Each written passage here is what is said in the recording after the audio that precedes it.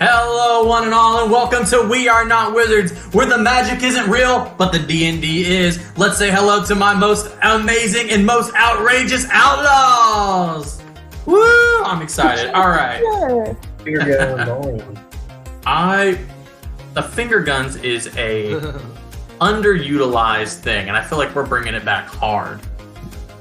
Because I feel like in every other thing, somebody's just. Hey, take a drink whenever Cassie does this. I got a new pen, so I got multiple colors going on. If you can't tell, I got blue, green, red. I was like, you know what? I need options here. I got my book ready. Put some art going in. Underrated in the early 2000s. Oh, my facts. life. I remember spending hours trying to get all colors to come down at the same time. Like that was my shirt. Yeah, if you weren't, I actually was thinking about buying one like this, but it's like a really nice one, and it's like almost like $70 because I'm a pen whore. Like I'm just gonna go ahead and put it out there. I love pens. I got my Sharpie pen right here. I love them. We're not even 2 minutes into the stream. Man, now I'm throwing the word whore in. It's gonna be a good one. At least I'm talking about myself and nobody else. No canned cheese this week though. What is that? It's the spray cheese. Spray cheese. Oh no! Not this time. No, I figured that was a novelty just for that day because it was I felt like every time I did it, I could look at Delaney's face and I was just like, it put something. I'm trying to yuck your yum, but ooh. Definitely was not. It's definitely not my yum. My girlfriend's daughter was like, oh, you know what? I want some spray cheese. And she got really into it. She saw something on TikTok where they blew cheese into the cracker and it came throughout all the holes. I was like, that's not a thing. I'm telling you that right now. That's a trick. And she's like, nah. And then she made a mess in my car. But whatever. Not a big deal. Let's pause the music for a little bit. And let's do a slight recap. Last time we were here, we were all separated in different locations. We've got Igri, I believe you were on the ship, correct? Yep. And Emerald, you're just coming out of the shop of the poison potion maker, tchotchke kind of person, correct? Yeah, she does. Correct me. Yeah, she's got it all. All those kind of average, but Cassie Brown out here in a bit of a pickle, so to speak. Looking, some might call it a dream. a dream. Oh, that would be a weird dream for Cassie Brown, seeing as he just betrayed the whole of you, going back and calling the very person that you guys saved him from. You're looking at the back. So let me set the scene a bit. You are in kind of like a very dark room, and when I say room, I kind of am overplaying kind of the dimensions of this. It's more of like a small cubby adjacent to the rooms of this ship. It seems like there's some bedrooms kind of like yours, right close to the hangar area, as opposed to yours guys that is at the main deck. It's close to the hangar, the bedrooms for this one. Seems to be a very small side room, almost the size of a closet, with a small computer. Kind of looks like maybe a panic room of sorts, but he's on his knees, a small screen, talking to the clown, person you guys saw before. Cassie Brown had already hacked in, stopped the call. He turned around, was like, hey kid, so on that, I'm gonna bring you guys away for a little bit. I want Cassie Brown to be the forerunner for this one. No! I know everybody hates it when I do the big screen, but this is an important moment for Cassie. Please, no photography.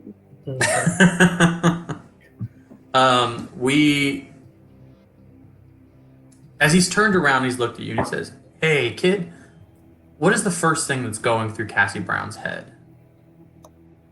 I think we touched on it earlier. I mean, just utter confusion Not knowing the situation, he got off the ship, and he was like new, the guy that Cassie always dreamed about and idolized. And so she was filled with so much excitement and like wanderlust that it didn't even register how he could have gotten there.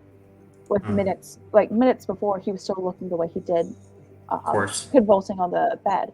So seeing this, she's more confused, and in the back there's betrayal, but I think there's utter like, why would you do this when we said we were giving you a place, we're helping you, I brought you to safety, I risked my friends' lives in order to bring you to safety and my reputation on it.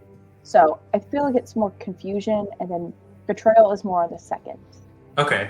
Confusion, betrayal is a secondary feeling. All right. I can see that, and I think that is very Cassie Brown to be looking at her hero and not really registering, like, first that he's betrayed her, and more so, like, there seems you're catching up to the fact that he is. I understand. I get that. So he looks at you and he goes, kid, Cassie, this is it's not what it looks like. But what is it then? Well, a momentary lapse in judgment. I was just, felt like maybe if I communicated him, I could play both sides, I could talk to him and get what I need so I could, better serve the outlaws. And, I could also maybe help you guys out somehow, like to have them track us down, and we could do a little, I don't know. I'm floundering here, kid. Come on. But you wanted to help him track us down. Were you going to tell us about this? I mean, I told you we were bringing you to safety, and yeah, no. Probably afterwards, I felt like the best thing to do was to do this and kind of have him come and then tell you guys later. We could do an ambush right after that. To me, that made the most sense. I was always more of a plan in my head and started as I go. I've led so many. Give me an insight check, because he's kind of talking and rambling on. That was going to be the next thing out of my mouth. That's just a 9. 9. All right, I'm gonna roll. He's gonna do persuasion check against you. I will say he's rather convincing. He's a pretty charismatic person. Sorry, the weird energy tonight. Unfortunately, on a 9, he beats you with a 12, and he looks at you and kind of narrate a little bit of what you're feeling. He didn't beat you by that much, so to say that you're like trusting him full on, that'd be crazy. Like, there's obviously doubt here, but there is a tinge of like hope, and you're like, oh, maybe what he's saying is real, and maybe this isn't a betrayal. Oh, well, I'm so sorry I interrupted you. I thought we brought you to safety and you were going to, sell us out. Because I told you we can make more green goo. But, I mean, is there a way you can call him again? Because, I mean, we're really good at ambushes. I could, yeah, I'll definitely call him. You want me to call him? I mean, now that I know that you were helping us, because I know Emerald really wants to kill him, and he was really upset after we got back on board. And we didn't of course. call him. Why don't I, maybe not the best time to call him right now, right? I mean, maybe when I'm in a private place. We don't want him to think that you're in on it too, right? I mean, I am self-proclaimed sneakiest of the group. I could definitely just hide. Because, I mean, we have the higher ground here. This is our territory. Okay, yeah, fair enough. I'll call him now. How about that? Yeah. All right, great. He gets on the phone. I'm going to do a flat luck check. Okay.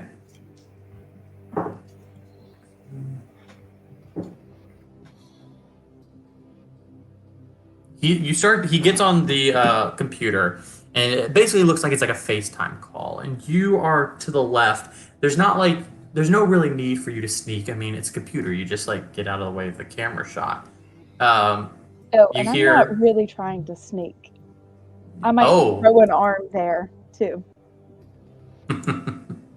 you hear a bit of a ring, ring, because it seems that he has headphones in, and he's kind of as you And see a man appear on the screen.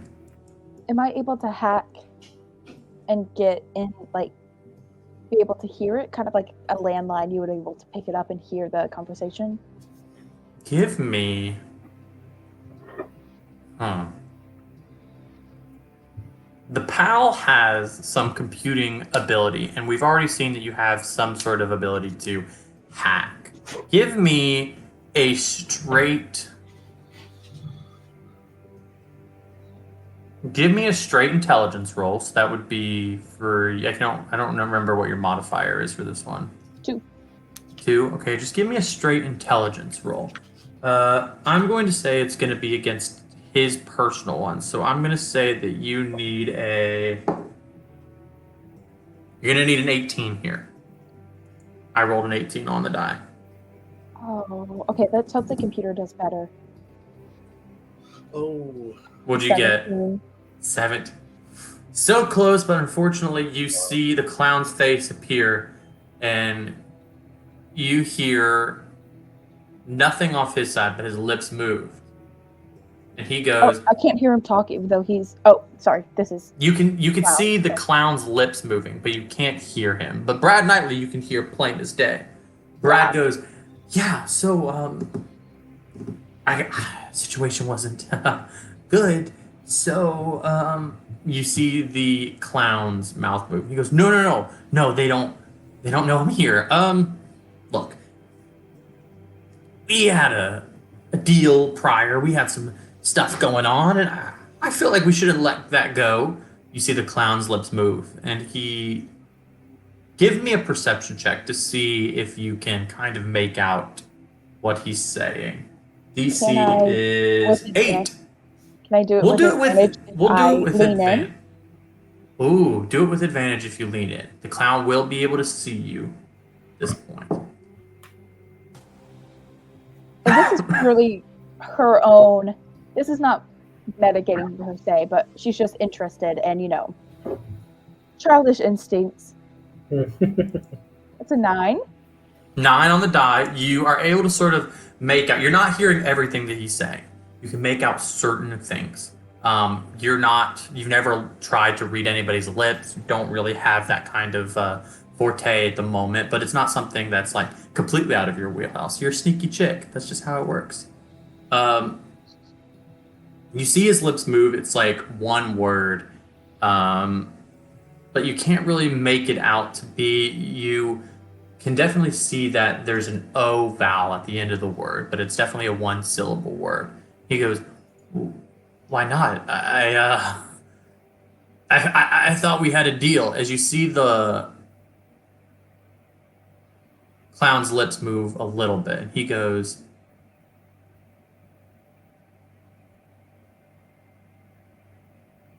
"You read the lips. You're not able to make out all the words. You're not able to make out all the words, but you see end, well, and us. Those are the 3 words you make out." And he goes, "Come on,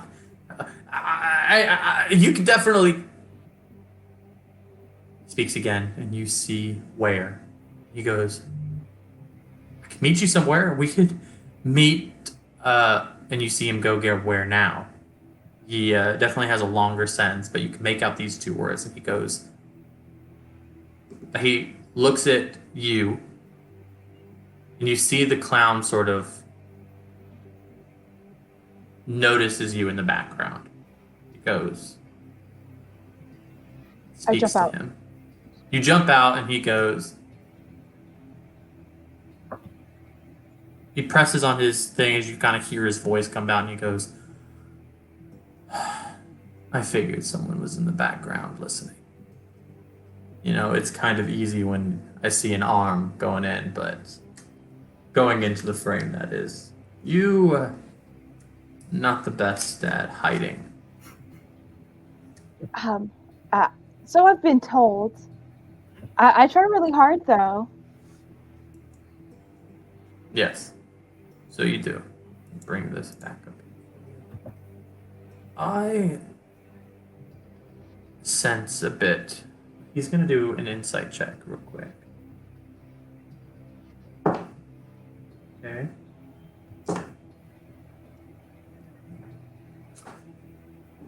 I sense a little bit of foul play. I had no intention of bringing him whatever he wanted. Brad Knightley and me are... He's overdone his usefulness, and the TV show was more of a novelty for us anyways. Don't say that about him. He's super useful. Oh my goodness. You're still in love with Brad Knightley, aren't you? I mean, in love is kind of stretching it, but... Well, bring me back to reality. Brad Knightley, what is he to you? Not the man that you dreamed of. The man he is now. The one that you see addicted to resin. And he goes, I wouldn't say addicted. I have a healthy appreciation. He goes, you will speak when spoken to. For now, keep your mouth shut. Knightley immediately shuts his mouth and doesn't speak at all. He goes, okay. Mm-hmm. He turns to you, obviously, like through a screen, he sees you. It's not like he's, but you can see that his eyes are entranced by you, almost like an animal stalking its prey. You see kind of a aggression towards you. I would just love to know, what do you make of the man in front of you now? Well, the man in front of me now, I think he's incredibly strong-willed. He is fighting his addiction to whatever resin is. It's a disease, but I mean, it's nothing that we have really strong people and strong minds on our ship. And he has so much history. He brought so much joy, and he's just in recovery. A child's naivety. Something that I'm glad I never had to go through myself. We're done here. Hopefully, we meet soon. He hangs up the call. Before we move on with you, we have Igri and Emerald in different locations. So let me bring them over. Let's start with... Take me off the I want the screen. spotlight. Let's see who we go with first. One I moment. don't like this smoke. Igri, Yeah. you are aboard the ship right now. Yep. Where are you about in the ship? I was in the medical bay right at the last we talked. Okay. Medical bay. Where... I can't remember exactly what you were doing. What is it that you're doing in the medical bay right now? I had communed with some of my That's previous, and then to see if there was anything I could do to try to help Delilah. And I'd seen the syringe and everything from the other stuff. right. Mm-hmm. You have a moment to yourself. You see Delilah still on O2. She's not really talking. The guardians or the shepherds of the past have spoken to you. What do you do in this moment? Where's your head at? I just kind of put my head down, realizing that at this moment there's nothing I can do for her. And then I look back over at the thing of resin, and I just kind of like start to think, seeing that he used it, would he be up to no good? So I start to wonder about that. And should I? Give me an insight check. You see 15. It's a high one. 19. 19. You start to think resin. You start to think back. And you remember that there was a moment, a slight feeling of movement behind you. That sixth sense that we all have, where you can sort of feel something moving, but you didn't see anything at the time. You didn't see somebody pilfer the resin, but now you see that it's gone.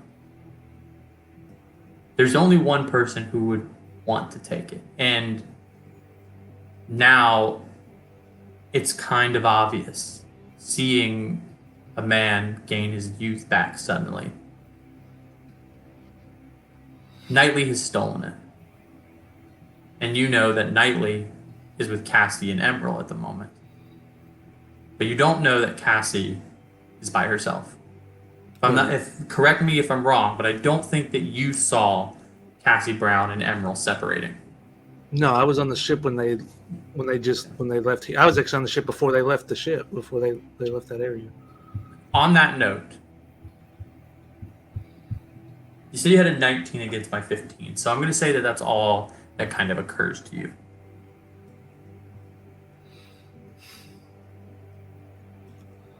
Igri would think to himself, you know what, I probably need to get going. It's just go check on, make sure everything's okay. And he's just going to start walking off the ship. He's going to look at the goblins as he starts to walk off and tell them to make sure that the ship stays safe and keep doing what they're doing. And he's going to cast the locate object on the coin that he put on Brad Knightley. Man, we had talked about this a moment, and I gotta remind the audience as they're watching. Eddie, not Igri, I'll say this, had a brilliant stroke of genius. Having Igri slide a little bit of a coin inside of the pocket of Brad Knightley. You cast locate object, and you know the exact location. Oh, go ahead. What is it? Go ahead. No. If it's within 1,000 feet, I know exactly where it's at. 100. It's 100% within 1,000 feet. Okay. 100. It's actually 400 feet from you. Okay. 400 feet. So to get there, in fast, you're gonna have to book it. You're going to have to move fast, because knowing that they are that far away, there is no way that there's no way that there is some sort of safety going on. You're not sure what's happening. Maybe Knightley has made a run for it. Maybe Emerald and Cassie are in danger. Maybe all three have been kidnapped. Who knows? But you know that they are far away, and they shouldn't be. I start to get ready to shift into something that'd be faster, and when I look back to tell the goblins to keep the ship safe, I see, well, I'm guessing because we're in the hangar, the motorcycles that we took from the planet in Candyland. You see, okay, yeah. Let me go ahead and show that real quick, just to show a reference back to our audience. We see an ATDV, a motorcycle that has the ability to switch into a flight option about a mile up. We have two owned by the Outrageous Outlaws. We see Igri strap on over, put his leg on. We'll also say his legs don't necessarily touch the ground, so we just kind of see him kind of like wobble a little bit getting started, but we see the throttle run. Igri, go ahead and describe how you fly out of the hangar. Well, I'd probably go slow out of the hangar, and then as soon as I got out, I just fly it, because I was driving one of the ones on Candyland. Yeah. And I hit the switch to try to make it hover to, off the ground, so I'm not, right on the ground, to go as fast as possible. So, do you hit the switch to fly? Yes.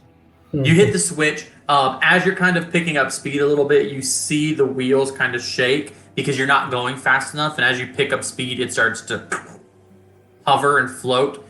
The wheels turn. You are starting in the air. Emerald, Igri is going in the same direction that you are. The way the town is set up, it is sort of like there's a main hub, the main hub being the base of the Outlaws. And then there are multiple kind of dirt roads or streets depending on how long they've been there. The truth is that a lot of areas they can't go in because they're overrun by destroyed ships. There's areas that roads and stuff that the buildings are so decrepit they can't. This seems to be one of the newer areas that was built up. So he's going to have to pass right through to see you. Give me a flat perception check. No. It's going to be passive perception, which is 10 for you. 10, yep. Okay. I will You are say, outside. in my case, though, I am actively looking for Cassie, so I'm being perceptive. You were looking at the tracks, so you know in what direction. That's very true. You did a check before to see the footprints, not of Cassie Brown's, but you did see Brad Knightley's. And I did Because roll a nat 20 on that. that is true. Igri, Yes. you are flying overhead. As you look down, you see a mile down, you see the buildings, some still a little bit destroyed, but some looking great as the goblins have sort of built it up. As you look down, you see Emerald coming outside of a shop. Emerald, you look up to see a shiny silver bike with a little turtle riding right on top with a leather jacket going on. Nice. So, how do you get his attention? Igri's attention. Igri, you see him. Emerald, you see him. How do you get his attention? Be like, I yeah, think good. I'm just gonna dial him on the PAL. Oh, okay. You make a little phone call. A ring comes on. Igri, you hear the I hope ring. he's figured this out yet. I'll just start like holding onto the thing, start like tapping it like that, and start hitting You it. smack immediately when you smack it answers, and you just see Emerald's face come up. A little FaceTime call. Hey, Emerald, is Cassie with you down there? I don't see her. All I can see is you. That arm kind of light shines off of it pretty well.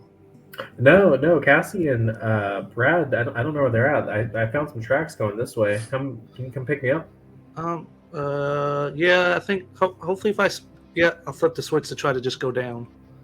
You flip the switch, you go straight down.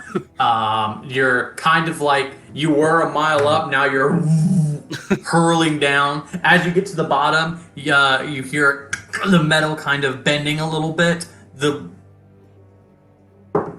ship is fine. The bike is fine. But you could definitely see the metal has been like if this was a person, they'd be like, Jesus, come on, man. But the bike is good. You're right beside Emerald at the bottom of the stairs from where he's going because the shop is sort of like elevated slightly. There's a staircase that leads down to the ground. Well, do you want to drive? Because I'm not the best at these things. Now, I know I can tell you where they're at, or I can direct you in the direction to go. I don't know if you know where they're at or not. You know where they're at? Yeah, let's go. And I'm gonna hop on and just take steering and just start driving forward and kind of I motion. think we'd probably be holding more like this because there's so much thickness back there. Yeah. He's like, whoa, I can't wrap my arms around this. Emerald, you put into high gear, the wheels fly off, you're headed straight there. But we'll say it's going to take a couple of rounds to get there. The bike moves around, has a speed of 60. You have to move at 400. So therefore, there's a couple of rounds. Not obeying safety laws. You can not obey safety laws, but this thing does not go any faster than that. Just making sure you know. Yeah, it's outlaw territory. There's no no laws law. around. There's nothing around here. We move back to Cassie Brown. There is a bit of a stillness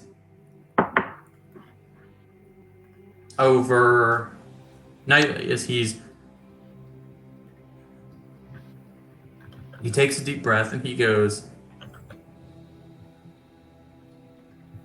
I don't know what I'm going to do now. Brad, we'll figure it out. I told you. Give me an investigation check real quick. Okie dokie. First good roll. That's a 22. On a 22, you notice to the left there seems to be a slight. There seems to be a slight change in the wall. As you look, you kind of see that there is a line that makes a large rectangle, almost like a compartment inside of the wall. Do you know how kind of when you go to a mirror or something, there's a magnet that's holding together, you push it back and it flies open. It looks like it's that kind of door, but is flushed with the wall, and it is the same kind of material. Looks like it's trying to hide a bit. As you see that, there's a moment here. He stops. He looks at you. I'm going to give you a choice here on what to do. Not going to do a direct choice. Just what I've given you, your own personal insight. What does Cassie Brown do? I think she gives him a chance and just stays where she is. Give him a chance. Oh, I know you're giving me an out. Oh! Give me... No. He takes... You see a twitch in him. As he moves his hand forward, you see he presses into the wall. And as he presses into the wall, you see a rifle reveal itself. He grabs the rifle. He directs it right at Cassie Brown. What am I supposed to do now? Brad, first step, put it down. Put it down. I know I act tough, but I'm only 13. Imagine what this will do to your image. We're trying to rebrand you. I don't care about being rebranded. I care about what I look like. You think... When I was on that ship, I thought for a second, I could do this. The pain stopped, and I was good, and I saw my reflection. I can't look like that, Cassie. Brad, you know I'm your number one fan, right? I'm the president of your fan club. And I'm going to be real honest.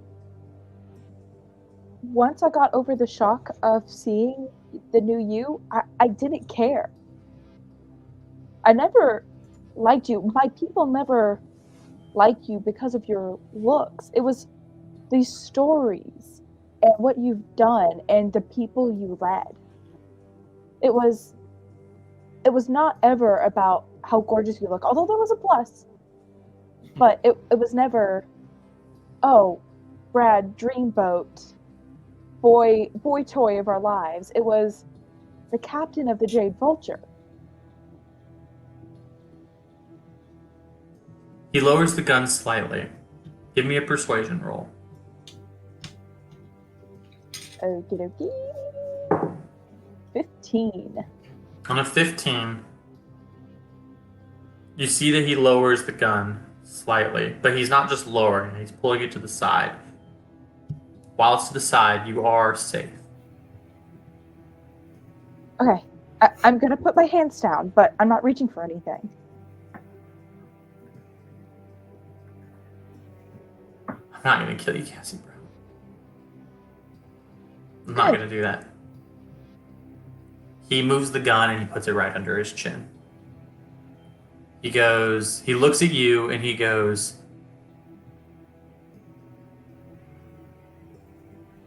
I'm glad that I have fans. But I can't live like this. Give me another persuasion. Go ahead. Right, I don't think I've told you all of the mission that we had, of why we found you. It's to bring you back to the Outlaws, Brad. And honestly, it is hard being a captain. I get it. I'm 13 and I can't do it. It's a lot of decisions, and something about me is I'm very indecisive. And I know you don't care about rebranding, but coming back, joining the mission as this new you, showing the world how this world abused you and the AI took advantage of you, you'll become more of a hero than you've ever been. people won't care about your hair or your face. They'll care about your mission and what you leave behind.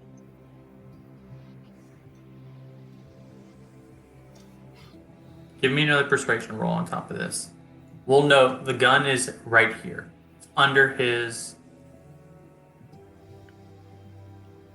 Okay. You know what? I'm not going to give you... Okay. Alright, go ahead. Let's do the persuasion roll. Sorry. No. That's good. 12. All right.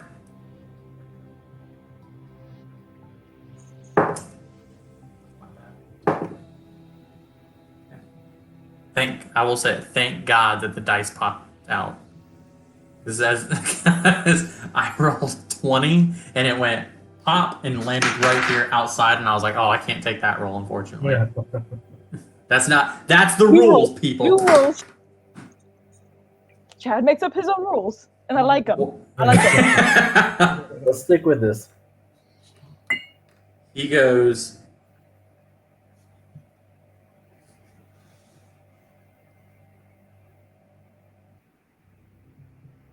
sorry, Cassie.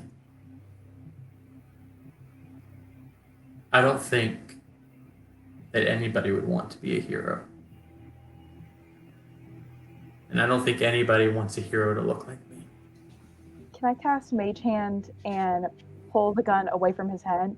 100%. Give me Mage Hand. I'm also going to say, with Mage Hand, you're going to have to do... What do you think? It's invisible, if that helps. It is invisible. Give me a flat strength roll, or a flat athletics roll with advantage. Okay.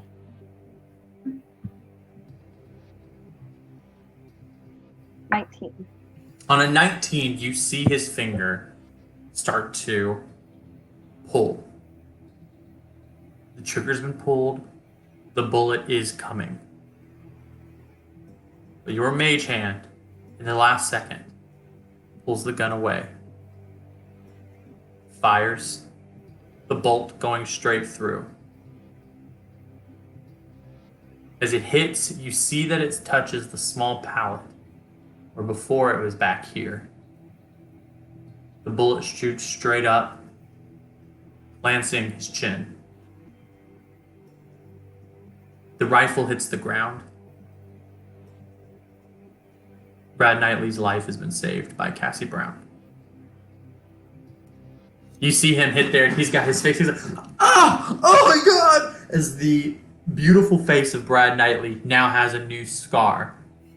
Despite his beauty, he's going to need a little bit more juice, unfortunately, a little bit more resin to cover up this scar. I know. As- That's the doctor that works with scars. As it hits, you see immediately, it seems that his face starts to age a little bit from just seeing a scar. You see his hand, and you see the once robotic hand that was replaced for him that your doctor on the ship gave him was reattached. That same hand then kind of retracts into the small little faster than it did before. Seems that with withdrawal, the time lag in between of resin's symptoms and its ability to bring youth. You see him again, Brad Knightley, but not the strong, chiseled jaw Dreamboat. Dreamboat. You see the scrawny, dark-haired, green-eyed,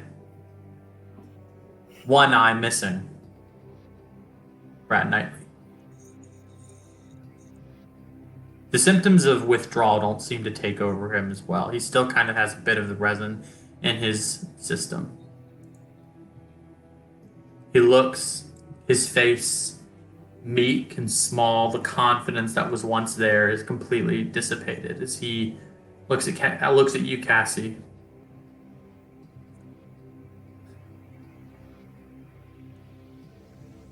I can't be anybody's hero looking like this. and he stays perfectly still. Before you say anything, Igri, Emerald, 4 rounds is definitely passed by this. You come across a huge ship of black and green, neon green lights showing through it. This full power is going through the ship. You know somebody's on there. The hangar doors wide open. Coming through to this ship, each of you are able to go. Do you take your bike through the ship, or do you kind of walk in? I think we do a perfect action movie like Skid right in front of there, where you just like turn 90 degrees, skid it. You guys stop. You're able to get right onto the hangar doors, no problem. Chasing after Cassie Brown, Igri knowing every direction, knowing exactly where she's at, until you meet a small door. Mechanics on the side, but it's not made out of metal. It's definitely a wood door or some kind of sheet of almost. It's not wood. How to explain it? It's almost like a dark glass material, fragile. But you see mechanics on the side. Emerald, Igri. Who makes the first move, and what do you do? I just gotta try to open it. You just open it. You press the dial on the side. As you see a rifle to the side, a scar, a new scar on the face of a broken man, and a 13-year-old girl who Hero might have changed, or maybe no longer has a hero. Not sure yet. But we set this scene, and we cut a little bit into the future. Emerald, Igri, you saw everything that happened. You didn't see necessarily the bullet, but you can infer that a gun was drawn on Cassie. And of course, Cassie probably relayed to you. In those moments, I don't want to kind of go through the imagery of what you guys do, because I just kind of want you guys to narrate this in less brutal fashion. Igri, Emerald. Do we see Brad Knightley the same as he was with just the single scar on his face?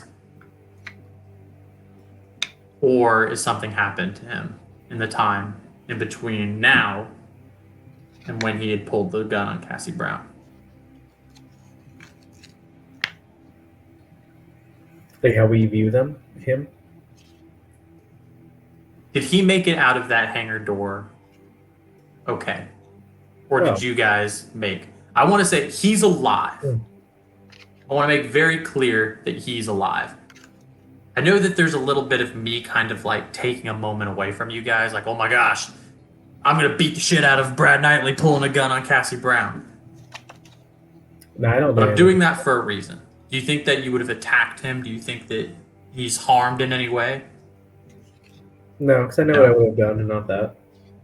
Okay. I know Cassie would have tried to cover it up, but Okay. Igri, would you have done anything in that moment?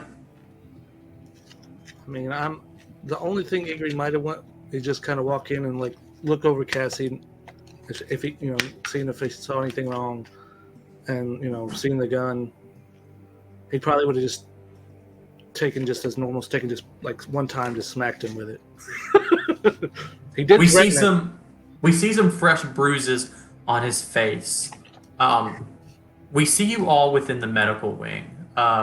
He is not going through symptoms because this is the next day past.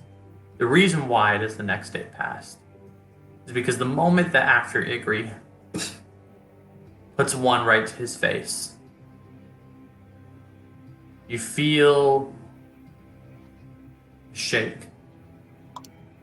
Give me a perception check. And this is hearing. I'm going to give it to Emerald for this one. Give me a perception check. 9. 9. On a 9, you hear a scratching on the outside of the ship's hull. The moment you hear that, you start to hear holes, brutal holes, not of bullets or cannons, but it seems steel hitting steel. As you see creatures with bladed arms tearing through, as the day has turned into night. The creatures that you had saw before that you shot on seems to be that friends have come back for revenge, or maybe just for a late night snack. We cut to the next day. Narrating this a little bit, you all were able to make it out free as thousands, and I mean thousands of these creatures have gone onto the hull. You're easily able to get onto your bike, and all three of you are able to get out of there easily as you go through and notice that there is another bike inside of the ship of Brad Knightley that Cassie Brown has taken for herself. You now have 3 bikes within your ship. Now, I will say this one is different. It does not look silver. It is black and green. Biker gang! I narrate this for a moment because the truth is there is no way for combat. There are thousands of these creatures. They are destroying everything. You make your way and you see these creatures go and try to take over into homes. They're trying to board their way in. They're trying to tear up as all the goblins are boarding up their homes. They're putting guns into the back. They're stopping them. You all make it into your ship. Close the hangar door. As you're doing that, you see Paula with a giant cannon going, "Well, get in there!" A large cannon that it looks almost like bottle rocket, shooting out, blowing up each creature. Several die within one explosion. The hangar's door closed. You hear them scratching.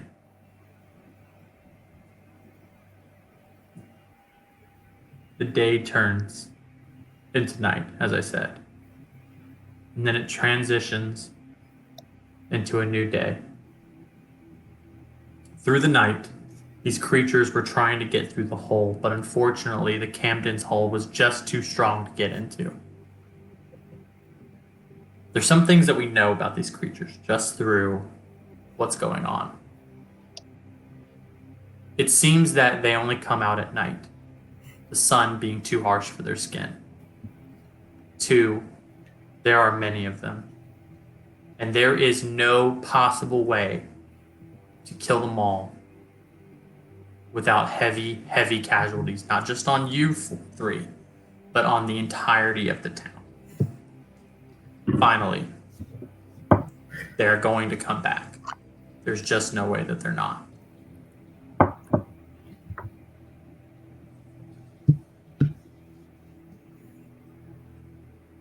What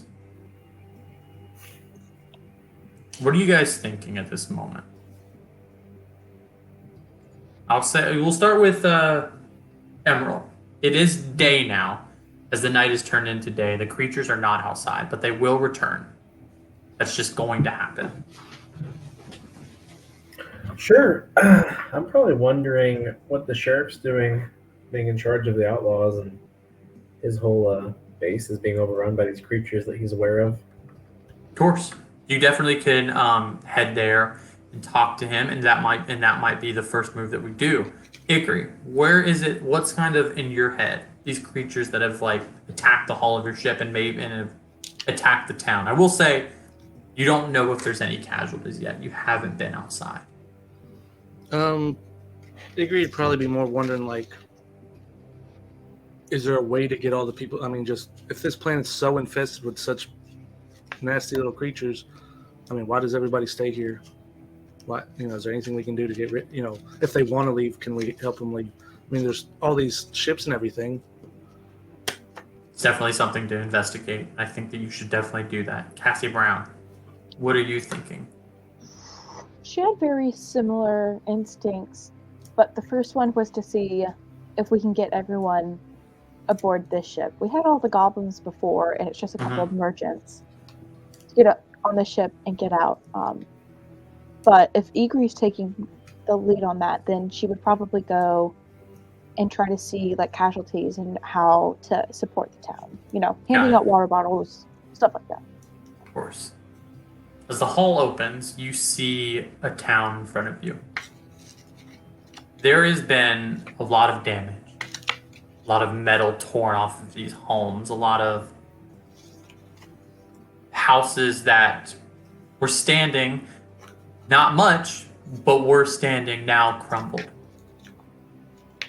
It seems that the fact that you guys brought the goblins here is what saved this town, as they have built up these small houses and shops that these people have lived in. It's what has saved them for another day. However, not every goblin has survived. There was many of them. We'll say there's no one that you particularly know, but there is one person that you are familiar with that doesn't seem to have made it. Don't say it. You know what, real quick, I'm not sure who Delaney is inferring. Who do you think is the one that got? The chieftain. The elderly chieftain, the former chieftain, unfortunately did not survive the night. I was thinking he went to... No, the young man is still alive. The elderly chieftain did not survive the night. But he went out like a badass. He went out like a badass. Good. With a makeshift spear in hand.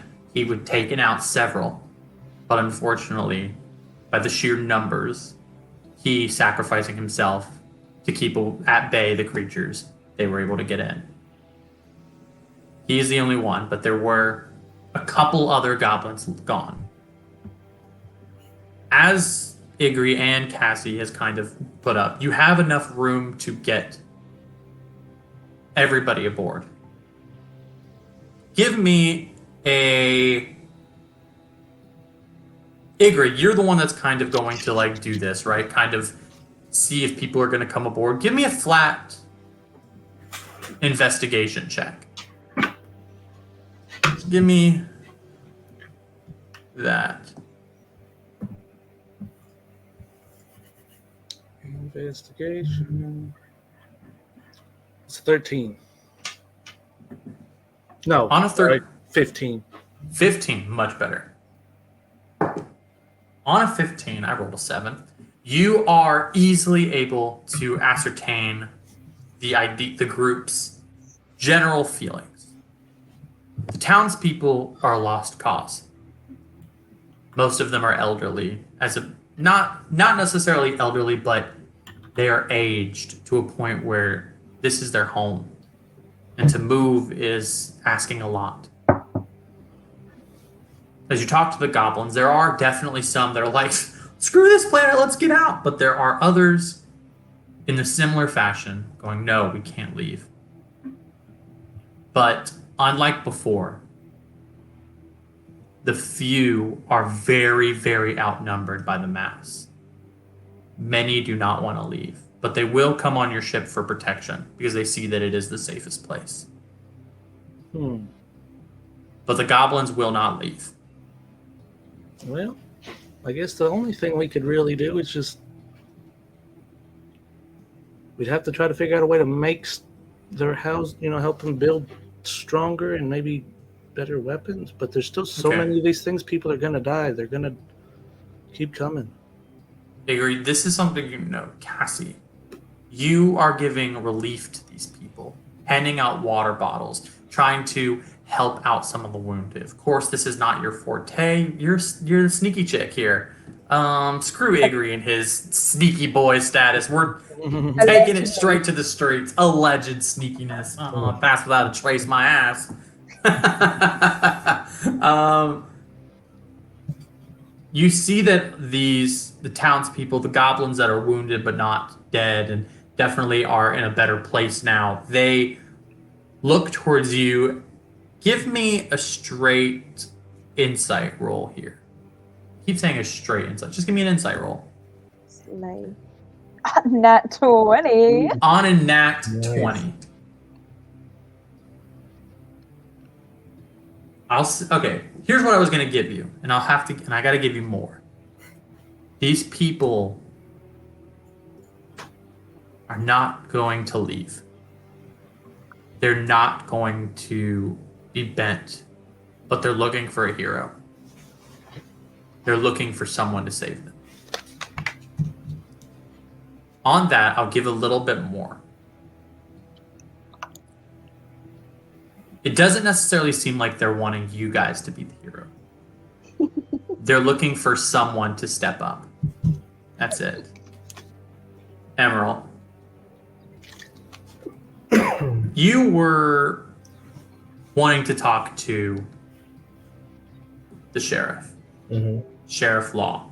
Did you go to the main area where to have this conversation to see why he's not protecting his people? Yeah, we probably need to go there anyway because we have Brad, and he's the one that wants Brad. Did you take Brad with you? Is there kind of giving relief? No, not right now. Just Okay. myself or Eddie or Igor or Cassie. If they You want to go up to the elevator that you once pressed, of course, hidden behind a bookshelf, but now, of course, that bookshelf is destroyed because they had come through and made even more of a mess before. Seems I wanna like the see what mess that whole was. floor looks like actually on the way there. What is it now? I want to see what that floor looks like that they're on. You press 2 that says do not press. Mhm. You go up. As the doors open, you see that there's definitely some there. Their numbers have dwindled massively. Give me a perception check. 11. On an 11. Okay, cool. You beat me. On an 11, you notice that you're able to ascertain that there's no way that the amount that you saw from before and the amount that's missing here could have been taken out by the goblins, especially a single goblin with a spear. There's Okay. somewhere else. There's still some here. Don't get me wrong. You could definitely see but the numbers are vastly dwindled as opposed to. They're probably. Give me another. You know what? No, I think on that insight you could. They came from the ground before you saw them burrowing. They're probably still underground. Gotcha. I assume you press the 3rd floor to go back. Yeah, I pressed the next floor and I just flip them off as I go. Just a middle finger as the doors close. You go up to the 3rd floor. Bing! The doors open as you see Sheriff Law there with a cigar. Just.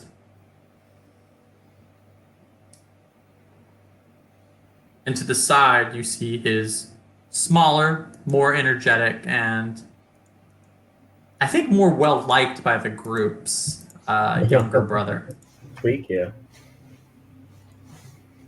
As he stands there and he goes, Emerald, it's good to see you. What can I do for you this fine evening? I assume you were able to move forward with my mission objective. Yes. We actually have Brad with us now. He's back at the ship. It's kind of a tough area to be in right now for everybody. I don't know if you're aware, being comfortable up here, but a lot of your people living here are actually in peril right now. I've been made aware. It is a tragedy that I was unable to act. Well, thank goodness that you and your compatriots are here as well. Hopefully you are able to help the good people of Outlaw Star. So As there he you pulls are. the cigars. I think they're gonna be back tonight though. I don't think this is a one-day thing. You have intentions of leaving? No, the creatures, they're gonna be back tonight. Is You your have whole intent- defense system based on some temporary travelers staying here every night?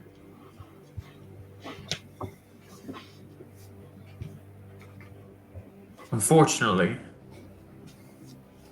I do not have the numbers to send. I would hope that today you make a choice to clean up the issues at hand.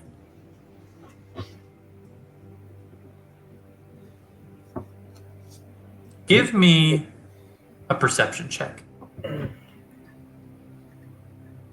12. You notice the lights and the smoke. This is just Sheriff Law isn't truly here. Yeah. Same as what before. How safe would you say this floor is from those creatures? This floor, well, I can't say with certain that can come straight through. But I will also say that I am heavily defended here when I am truly here.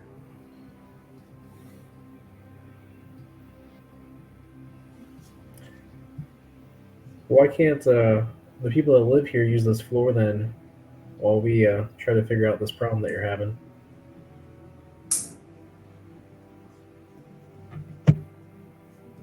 Give me a persuasion roll. 21.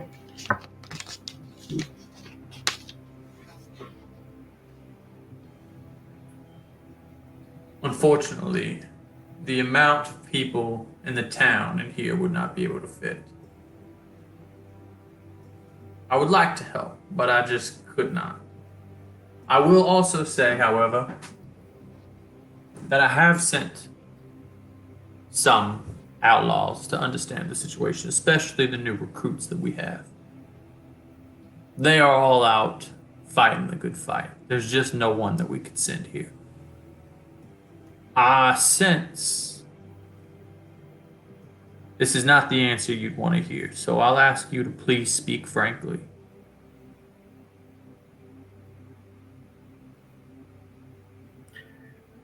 Okay. Do you not care about the people that live on your base? Of course I do. They are an extension of my hand, as they are an extension of the outlaws.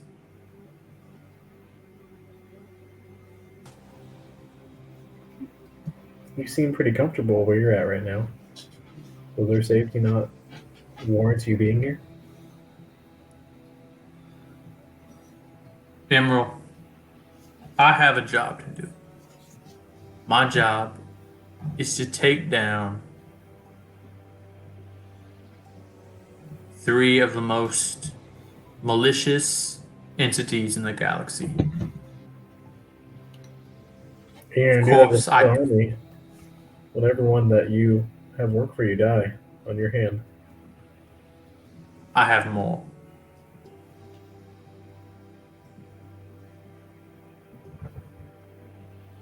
We are not too different, you and I. I want to make that very clear. You see me as, and correct me if I'm wrong, as a enemy.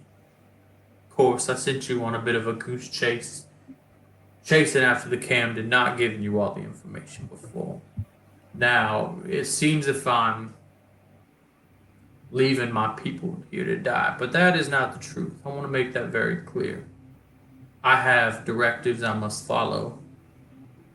They are not within the directives.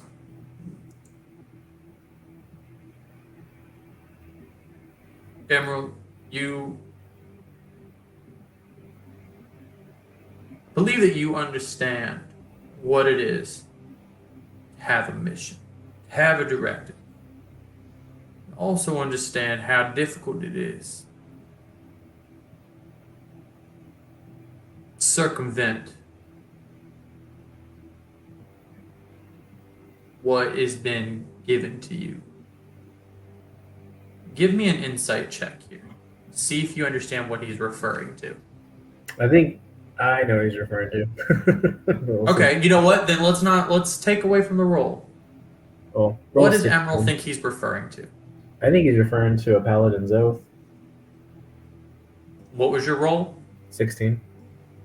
On a 16, rolled an 8. Do you think back to your oath of vengeance, of wrath upon those who have harmed you? It seems that he is pushing through that and referring to a different time, however. A time when programming was what guided you.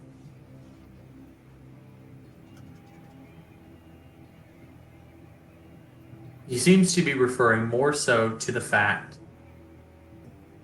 that as a synthetic, your directive was to kill for the AI, and you defied that, even though it was against your program. He Yeah. seems to be referring to programming.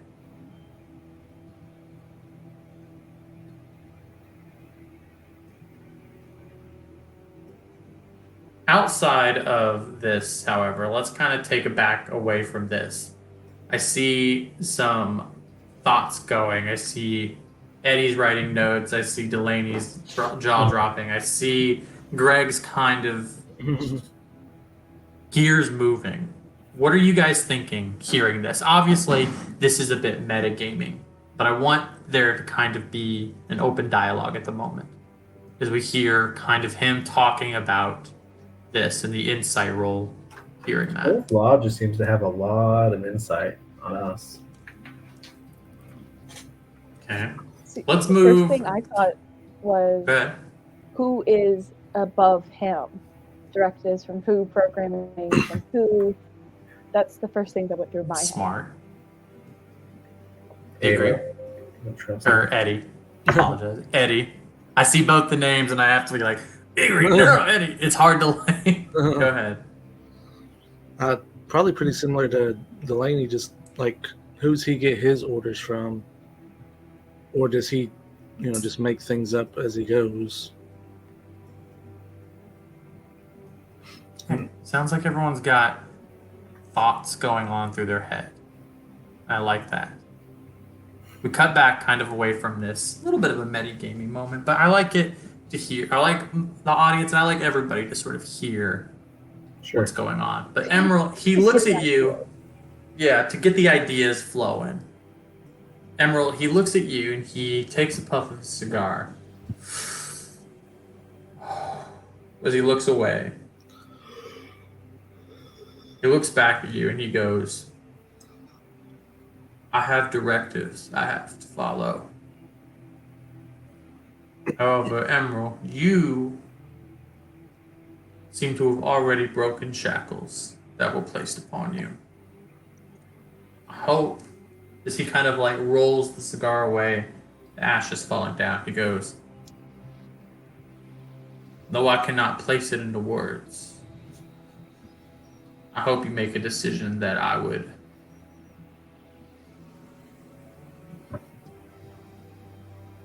hope you make a decision that is in the best interest of all the outlaws. He gives you a wink. He goes, that's all I can say for now.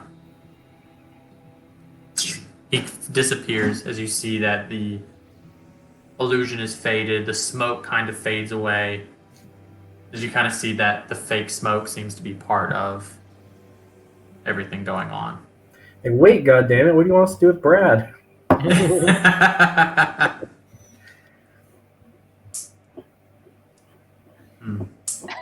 On that, well, unfortunately, he left. So you got Brad still aboard.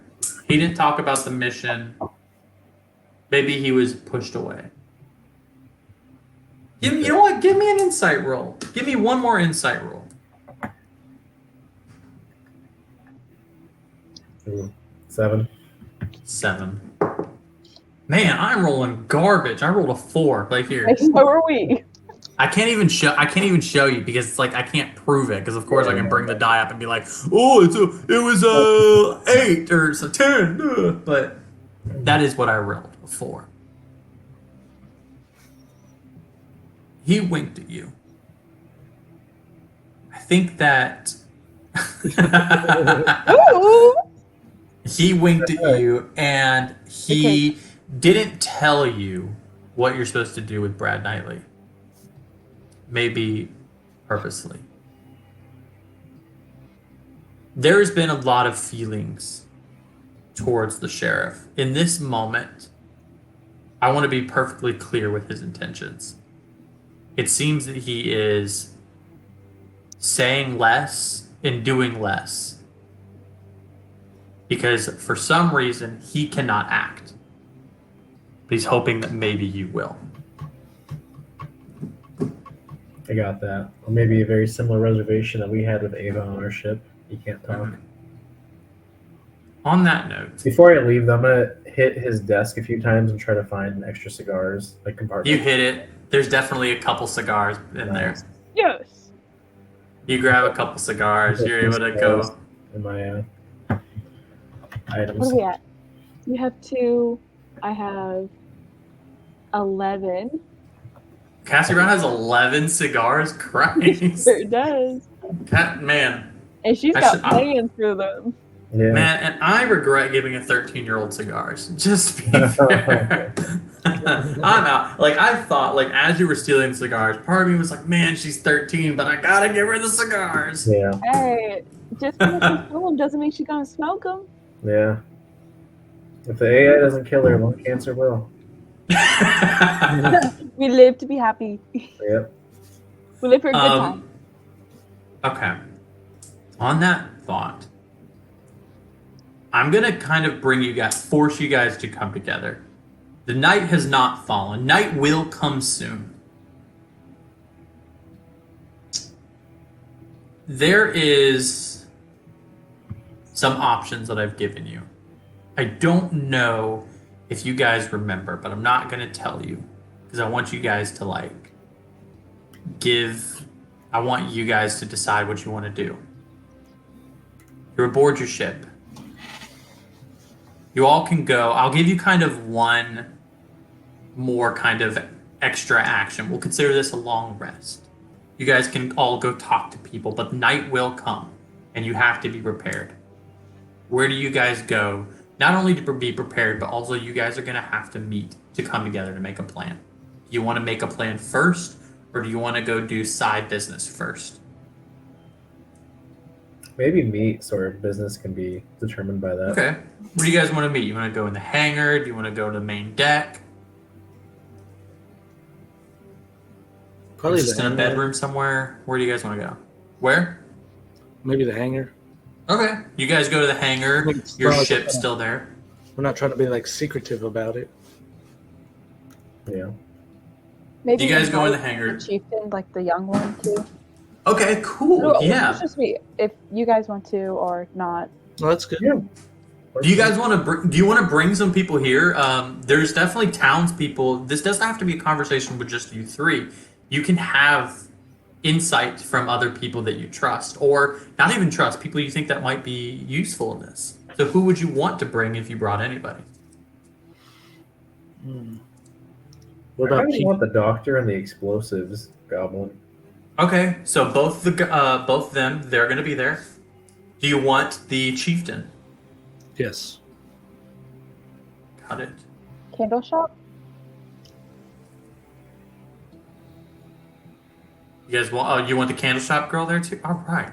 Let me go. Maybe. And, let me refer those I was people. gonna say maybe like Patchy Pete since he's Right. Yeah. Patchy Pete. We're bringing Cliff, too. Yeah. he's just gonna So give I- everybody's drinks. Who else is? Do we? So the whole crew is there basically. Paula, Siegfried, the doctor's not Mm-hmm. there, and Delilah is still in intensive care. She's Is there anyone still that healing. looks like the Ray Lady but won't try to kill us? Because I'd want them there too. For reasons. Not for strategy. Yeah, for strategy. Sometimes you need that strategy for whatever it is. I don't exactly know, but you've got yeah. So in your kind of directive, you kind of have all these leaders of the group. You have Patchy Pete Whale, just like, well, I'm not quite sure what we're going to do, but dang it, I'm going to kill some of these creatures. I swear to God. He's he's all in.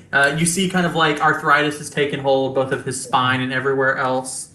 You've got Paula just like Paula's just like sharpening knives and like getting guns ready. She's not speaking. She's just more like humming songs and doing little like kind of like war chants like "Oh, was a great sailor. Oh, make it's going to just yes, we'll make it." Just all into it. You see Cliff a bit of a confidence about him, unlike before. Yay! Give me a perception check. You know what? No perception check needed. Cliff. In most cases, Cliff is a bit of a he's a bit of a fuck up. But he's all Family Yeah. family will make you rise to the occasion, and I think that Cliff is forcing himself to rise to the occasion. As you see, he is sharpening a spear. Other than that, you've got the science officer. He is there as well, Siegfried, and he's like, as he's kind of like mixing potions. He's preparing. There's less conversation going on, and more so they all see that there's preparation. They're all preparing in their own ways. You guys are going to have to coordinate this. Other than that, nobody's. Oh, of course, and the poison. She's not doing anything. She kind of feels a little bit out of her element. Again, like all these people are kind of survivors, and you're asking a survivors and a shop owner to come in. So she's a little bit out of her element. She's not sure what she's wanting to do, but she sees like everyone's preparing, and she's just like a little bit like, whew, okay. She's nervous. You can see an anxiety about her. How do you got just to refer for everyone to remember Raylan? What do you guys do? Who are you talking to first? You are coordinating this, of course. You don't have to talk to them. You can just talk to each other. Whatever you want to do. Probably So, yeah, not your soul first. I yeah, feel like. Yeah, let's say just group up together and kind of discuss what we want Yeah. As you were. to. All right. Well, the sheriff was kind of useless. figured. Yeah. He seemed to kind of know about everything that's going on and was pretty apathetic to it. So why create an entire planet if you're not even going to take care of it? Well, what's weird is it seemed like he couldn't say more than he wanted to. I don't really know what's going on his end, but there could be more to it. But I think we're not going to be with any help from him for now. Okay, well, when I was on Ground Zero with a lot of the goblins, I got the vibe that they wanted a hero to save them. Not necessarily, they didn't want to escape again. This is their home, I got. Sure. And we tried arguing with them once about it, and it's kind of a losing battle. Well, we're gonna figure something out to defend them then. These creatures don't seem to like the light. Do we know anyone that can cast any kind of spells that would mimic or feel like sunlight that we could put into these holes? Or maybe a weapon / like invention to create artificial light? I don't know. We have some of the goblins here with us. We can ask around if that's a route we want to go, and I'll pull out the bag of poison I have, and I'll say the store owner over there, Raylan, she made these. A couple of these will kill them, but there's thousands of them. We're gonna need more pills. We can see Yeah. if maybe any of the scientists here can do something with it. Maybe expand its potency. Mm-hmm. Do we know if it kills just the creatures, or will it kill anyone who ingests it? Because we can make it into a powder.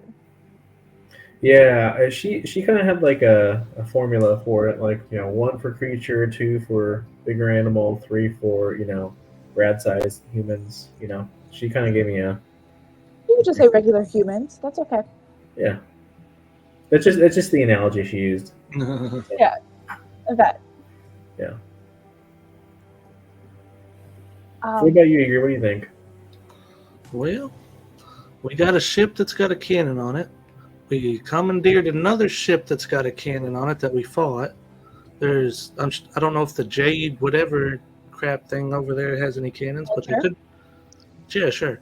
Cassie's like, hold on, don't you miss a word in there.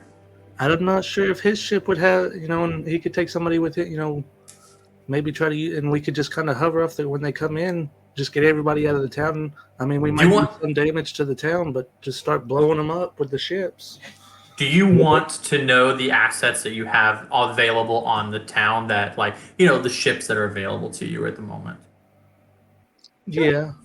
The Jade Vulture is obviously an option. Brad Knightley is the captain of the Jade Vulture. However, this is something that Cassie Brown would know. The only person who can pilot the Jade Vulture is Knightley.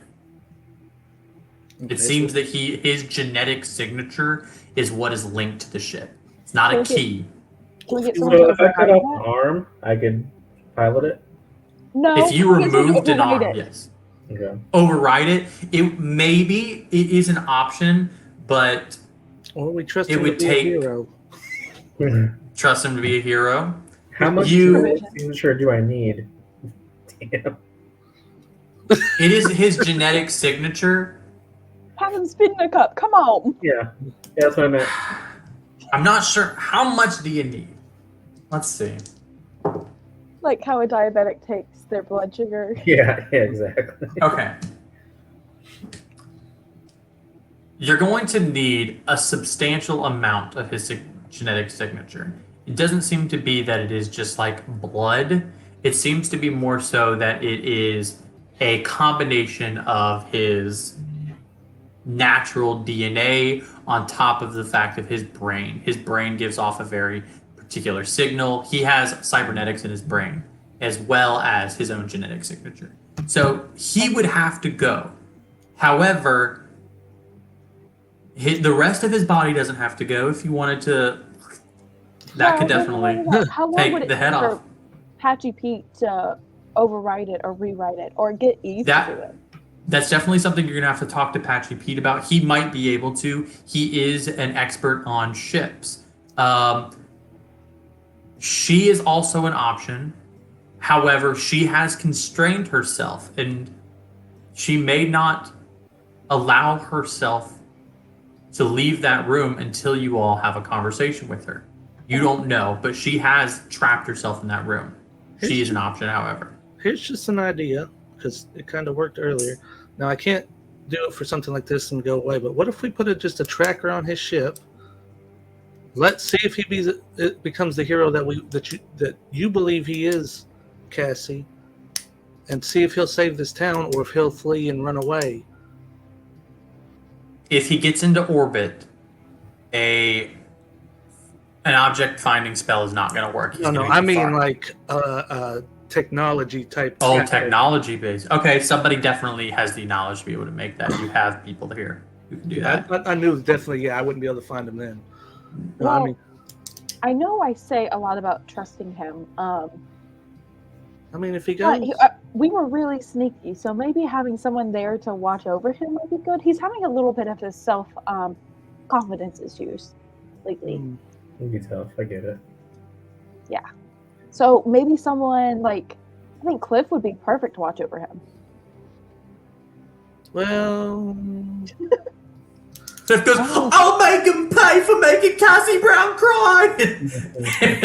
It was I accidentally shot him. It's okay. Oh, all right. As he kind of goes back. For some reason, he's able to hear the conversation that's 100% private. I think he should be able to. If I was going to put somebody on there to take, to be honest, it'd probably be Emerald because he's his size, and if he tries something, Emerald would probably just kill him. Emerald's taller than him, and he's the same size as him when he's young, Mhm. but he is much taller than him in this current form. Yeah. His natural, he's Emerald's 6'2", 6'3", in his younger form. He's probably 5'11" to 6 foot, kind of. He's lanky, real small. Emerald is towering and much more menacing than he is in this form. Feel pretty Okay, good about so- my chances of drug riddled Brad. But he is, of course, a coward, and there's things you should think about. Okay, so we have. While we're to do talking about this something. too, I'm definitely gonna be considering what the sheriff meant about taking care of Brad too. Of course.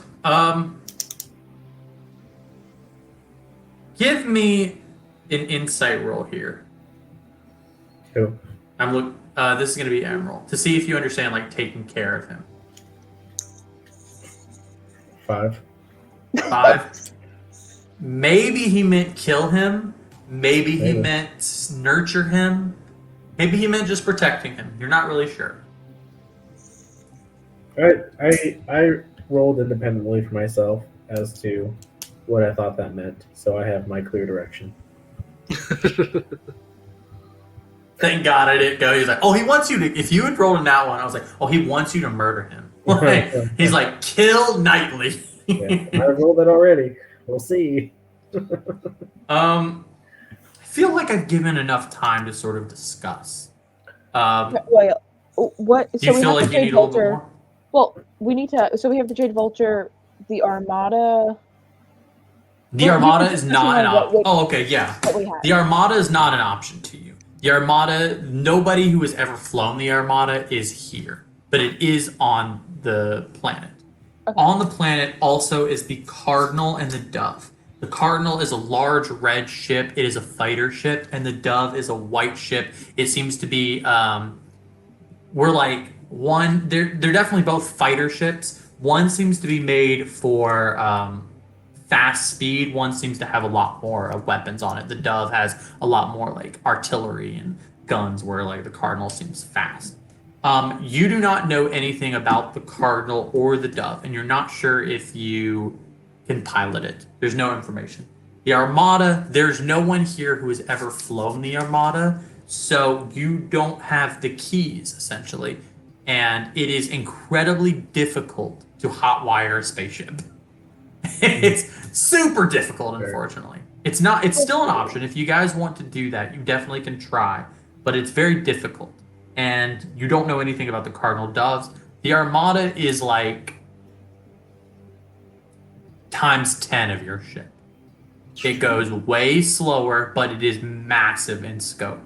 Like, I don't know if you guys remember, but the Armada was like many dwarvish people lived on the Armada. And the whole point of the Armada was to go to planets that were having massive battles and were like fighting for their lives, and they were able to take on wars by themselves. That's what they were supposed to do. They didn't go and they didn't fight in space. They were like, we have an army on this ship. We are going to travel to this planet. We're going to put that army, and any of Eve that tries to set like monsters and stuff like that, or robotics, or anything that she tried to sit at you, we will single-handedly destroy any sort of. That was what the Armada did. The Cardinal and the Dove is there's a little bit more secrecy around them. They seem to be kind of.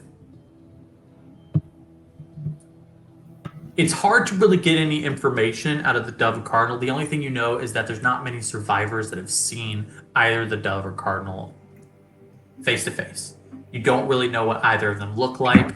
They are known for completely destroying all of their enemies, and they are known for total destruction of whatever their goal is. No one's seen them. No one's seen the actual pilots, other than maybe friends and family. But everybody knows the Armada and the captain.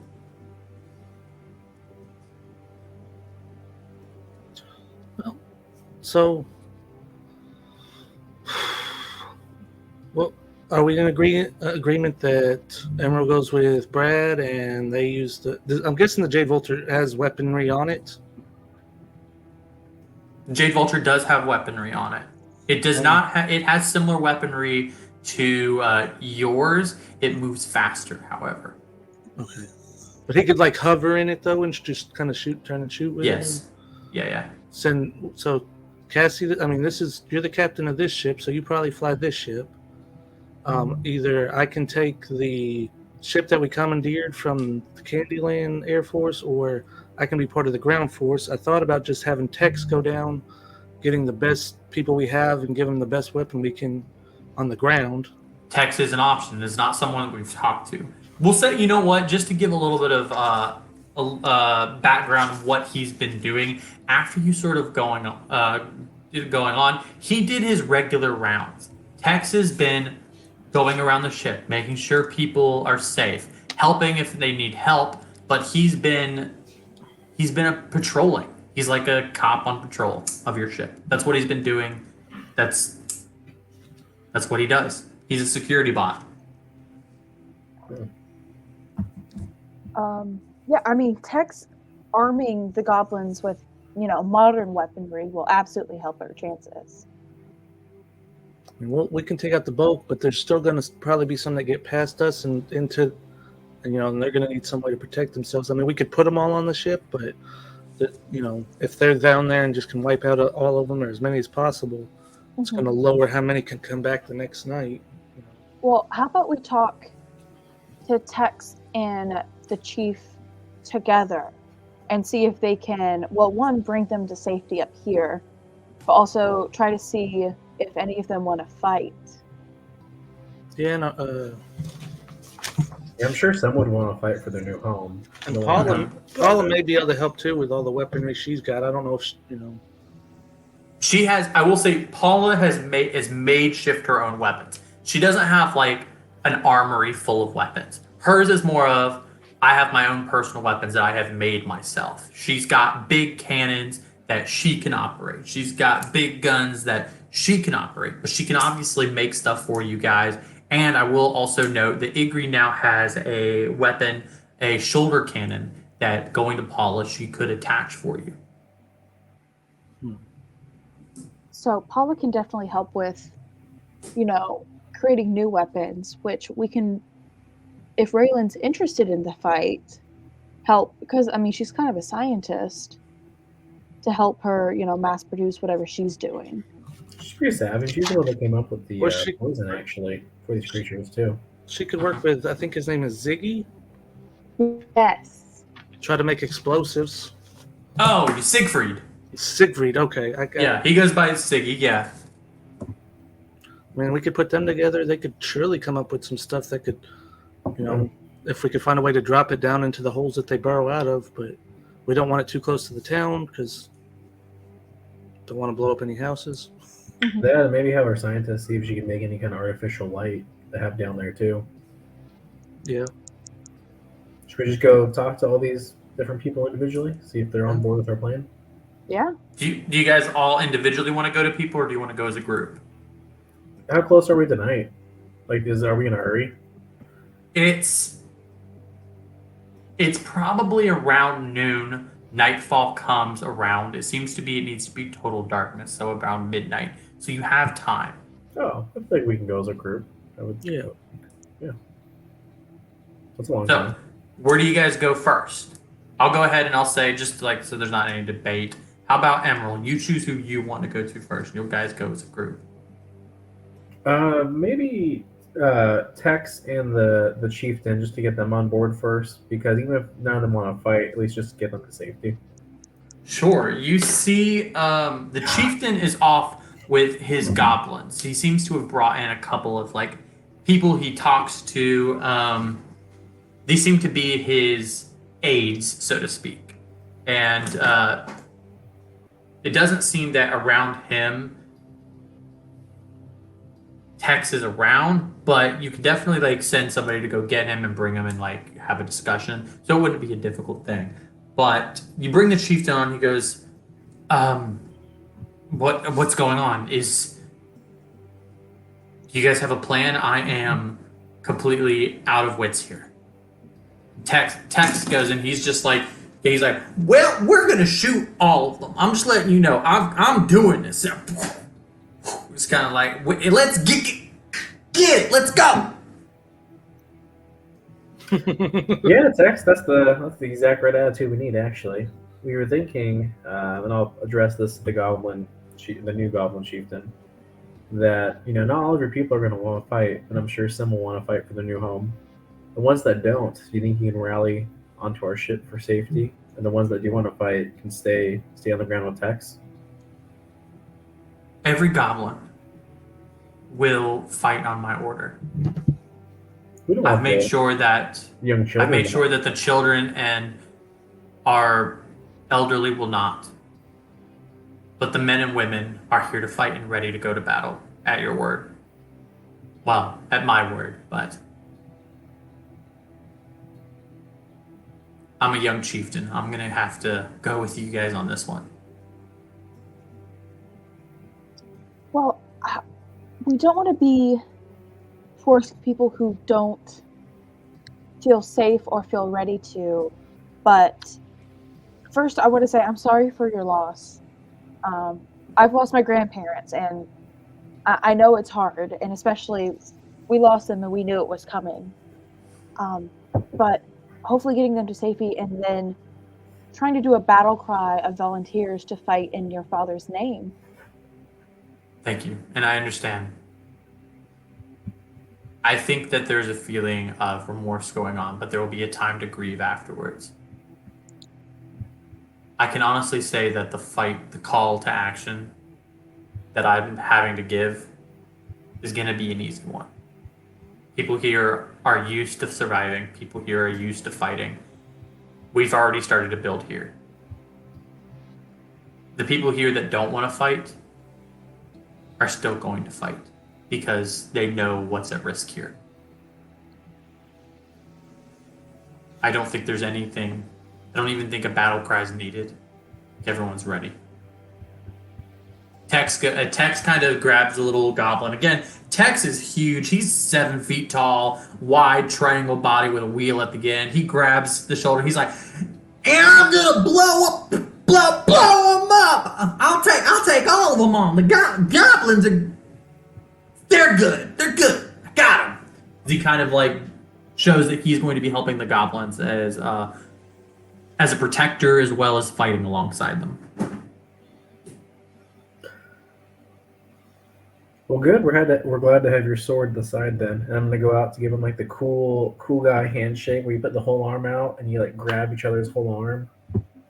He goes to grab your arm, but it's his gun arm, and he just kind of like smacks it to your forearm. He's like, "Oh, that wasn't. Hold on, let me try the other arm." And he goes in. He just smacks you on the shoulder on accident.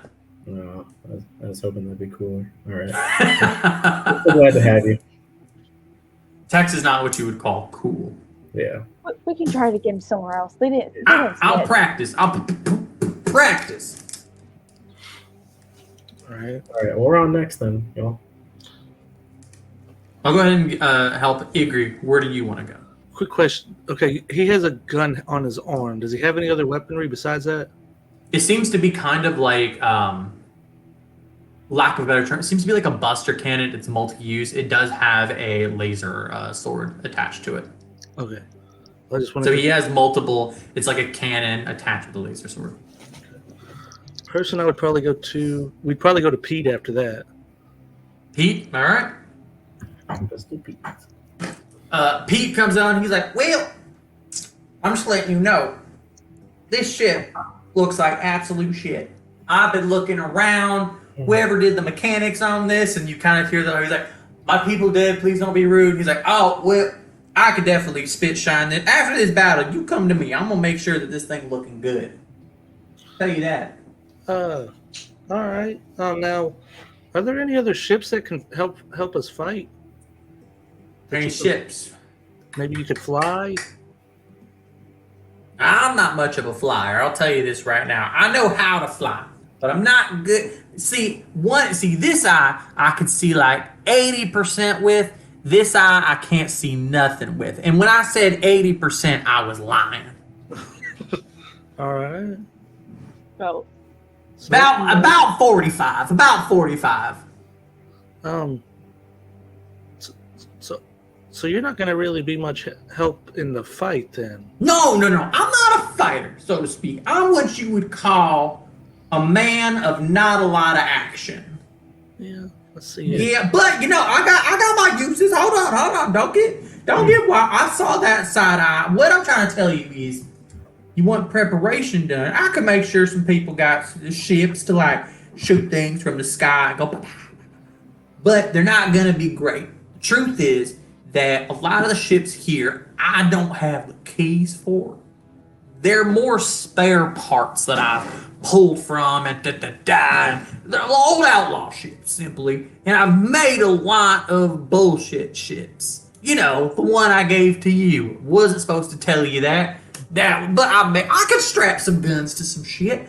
I do know that there is 3 ships on planet that state of the art, good stuff. But I might have made a mistake, so to speak. I might have put them on where the nest is of these creatures, and then they came in afterwards. So they're there. There's 3 really great ships, state of the art, look awesome. I'm telling you, great colors. They're the best, but they're there.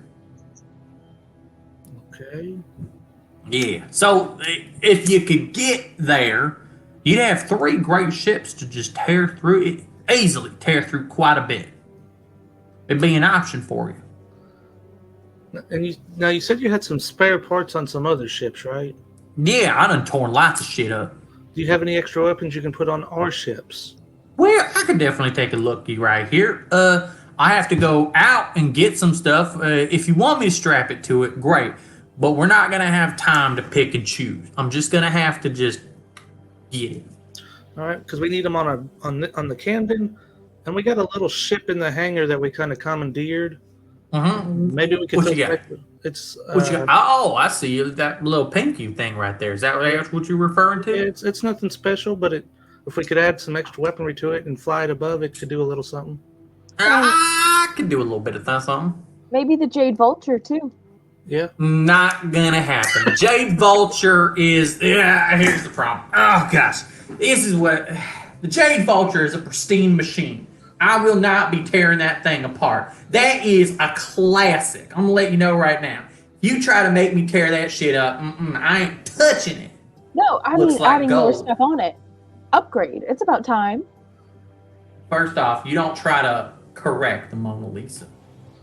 That shit is spot on. I'm talking tracking devices put on it, heavy weaponry, speed like a fucking goddamn. I'm not touching it. If you want it, you can get it. You can find ways. I don't know how to use it. I could never get on it. But that's a goddamn piece of art. I'll tell you this right now. But you can make yourself the new age Michelangelo. You could reach heights he's never reached before. Think about this. Give me a persuasion roll. Yeah, we're bringing With him disadvantage. a disadvantage.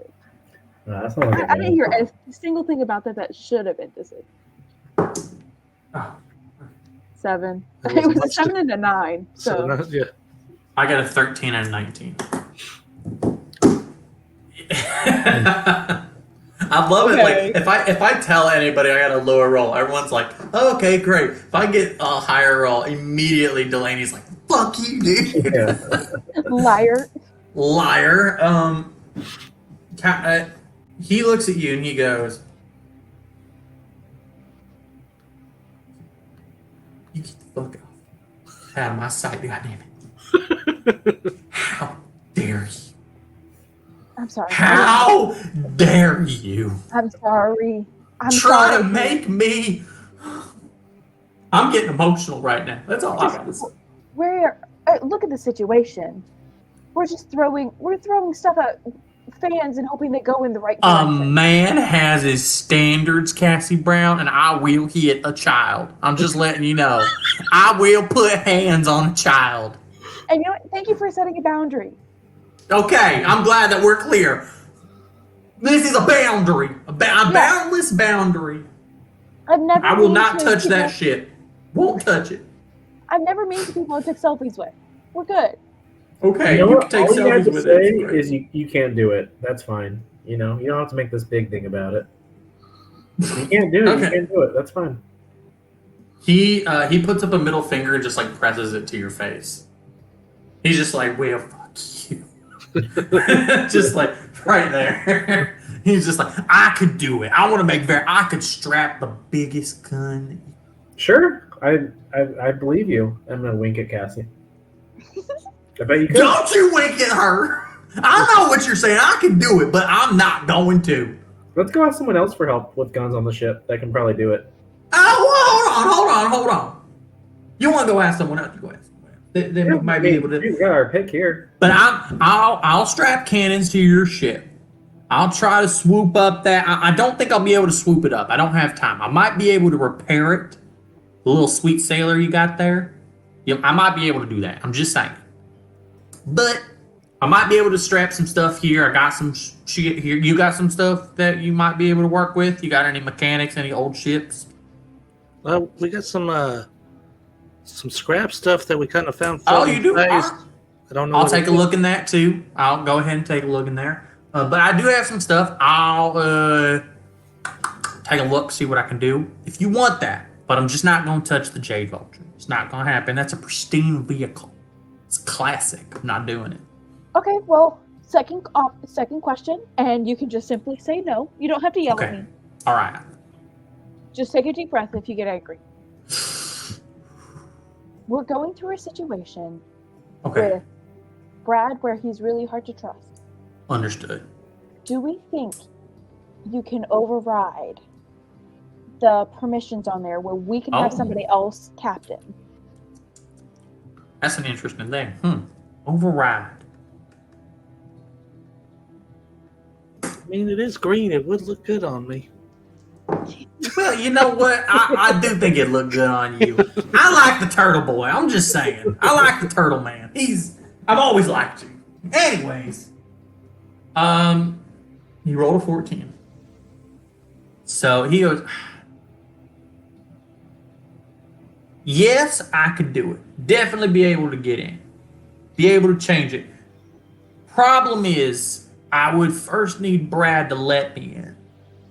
Done. I can't get in the override, but he would need to let me into the ship. But I don't have time to do everything. So what do you guys want me to do? You want me to get into the Jade Vulture? You want me to strap weapons to your ship? Or do you want me to repair? I can do two things. I can't do it all. We don't got time, damn it. Leave the sweet sailor out of it. That's fair. All right, sweet. No sweet sailor. I'll have Brad get me into the ship. And Are you I'll sure definitely You want to leave the sweet sailor out of it, Igri? Well, I feel like the two bigger ships would be the better way to go, and if you guys don't trust Brad on the Jade Vulture, then we need that one and probably more weapons on our ship, right? Yeah. Don't worry, Avery. I'll take care of Brad. I'll wink at him on the phone. He winks.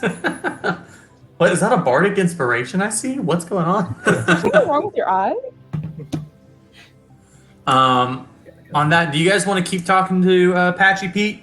He's more than welcome. He's very offended that you want him to modify the Jade Vulture, but other than that, Yeah, I think we're good to move on. all right. Who else do you want to talk to, if anybody? Scientist, or actually, it's Delaney's turn. My bad. Yeah, Oh, Delaney. I was going to say that, the scientist. Now, when you say scientist, do you want to go to Siegfried or do you want to go to Paula? Let's do Siegfried. And if we Sig- can round Raylan up with it too, right? Raylan, yeah, sure. Raylan could go in. Raylan's kind of in the corner, kind of go, and Siegfried's actually very close to her, but they're kind of doing. She's kind of talking to him, and just like, you ever seen something go whip, go, and just is like, I put, that's a bomb, and Raylan's just like, huh? It does. As it kind of moves forward, you see both of these. I feel I'm reading your text now. Let's just make Chad do all the role playing now. Okay, I appreciate you guys. I thought it was going to be a huge round table discussion. Just like get him. No, man, I had the foresight. Nuh-uh, not gonna do it. As you see, Raylan goes, "Oh, hello.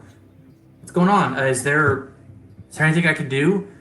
I don't really know why I'm here." Siegfried's like, "I don't know why I'm here. I'm gonna make it go pow!" And just like a lot of energy coming from Siegfried.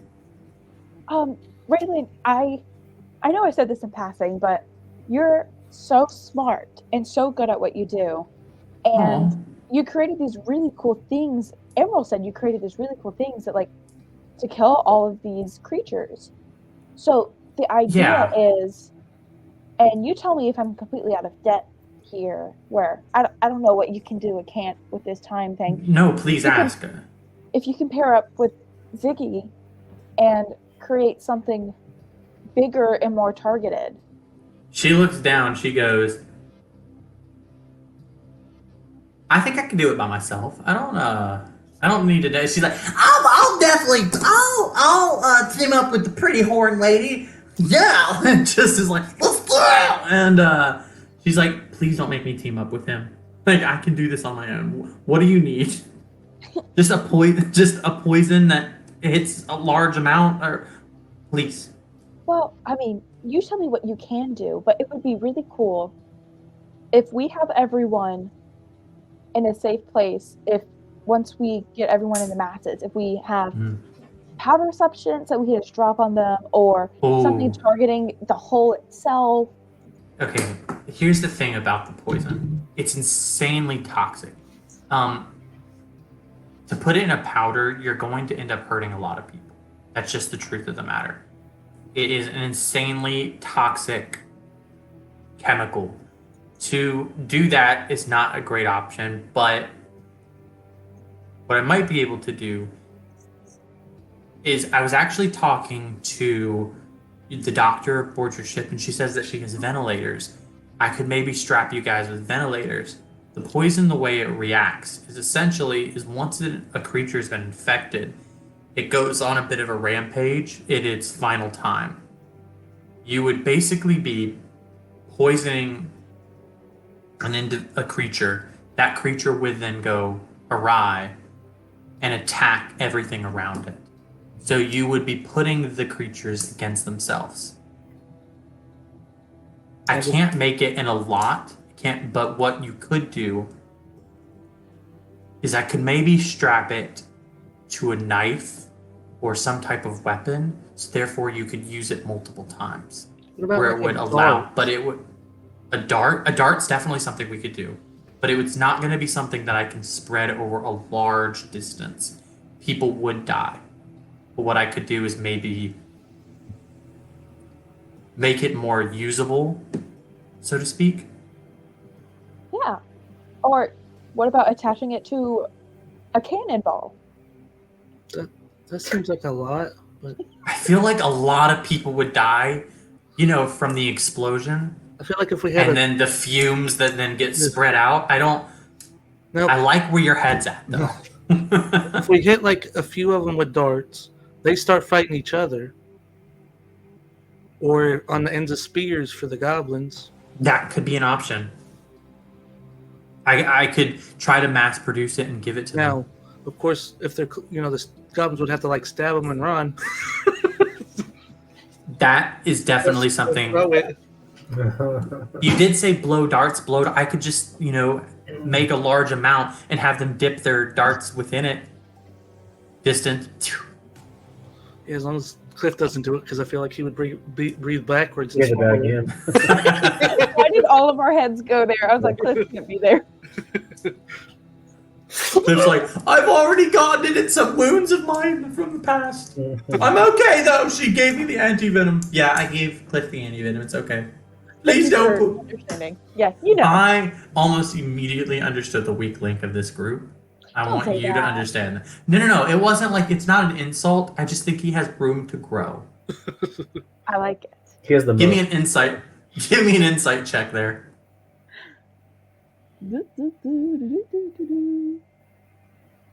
10. Do you know 10? Okay, let me roll just in case. Okay, I got a 7. Do you know when somebody writes an email and they're basically like putting an FU but in a nice way? It's like, you are a great asset to this team, and it's going to be so sad to see you go when you do. Regards. It seems to be that this seems to be a backhanded way of saying like he has room to grow. Oh, we know. Bless his heart. Bless his heart. Bless his heart. Yes, but I definitely could help. The poison is made for these creatures. I'm thinking of names for it, thinking of like a zombie serum or but I haven't put. It does what it does. Siegfried goes, it'll explode! Hold on! And he makes a concoction. He's like, you put this in and I'll make them pop! Make what? I'll make them all pop! Just put it in there! It'll go everywhere! She goes, again, you shouldn't put it everywhere. If it gets in the air, it'll hurt people. It's like, that's the point. I'm gonna hurt everybody. Please don't take his advice. I'm doing it. Not a group project. We get it. It's like, yeah, I'll do other things. Do you think you can make sunlight that can be in the dark? I'll do this. I'll do it. Hold on. Runs away. Let's check this out. And throws a big vial across the room. The big vial goes, explodes in a massive ball of light. It blinds everybody for about a second. Yeah, throw it. Sunglass. You want to throw it? I'll make 4 of them. I'm gonna got 4. You want 4? Seems like we No. could have had 5 a second ago.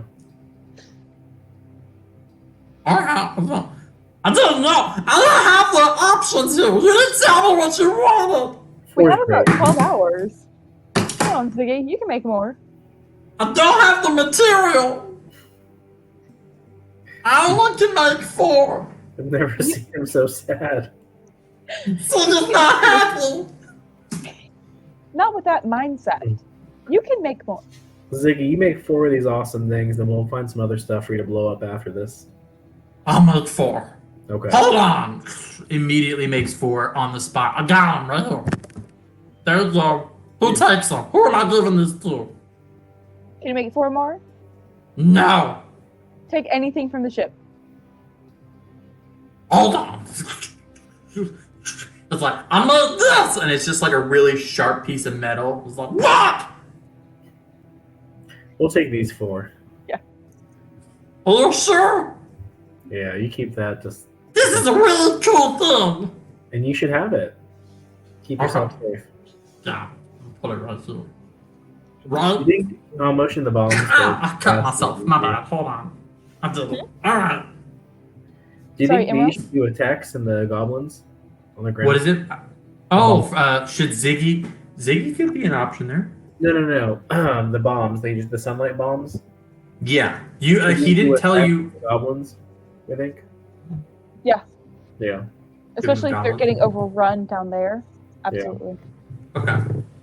Is there anybody you want to talk to, or is there any kind of like options you want to go for? Again, you have the ships that are in that area. You might there's less of them there now. There are still some there, and there are 3 ships that you do not know anything about, but they are an option.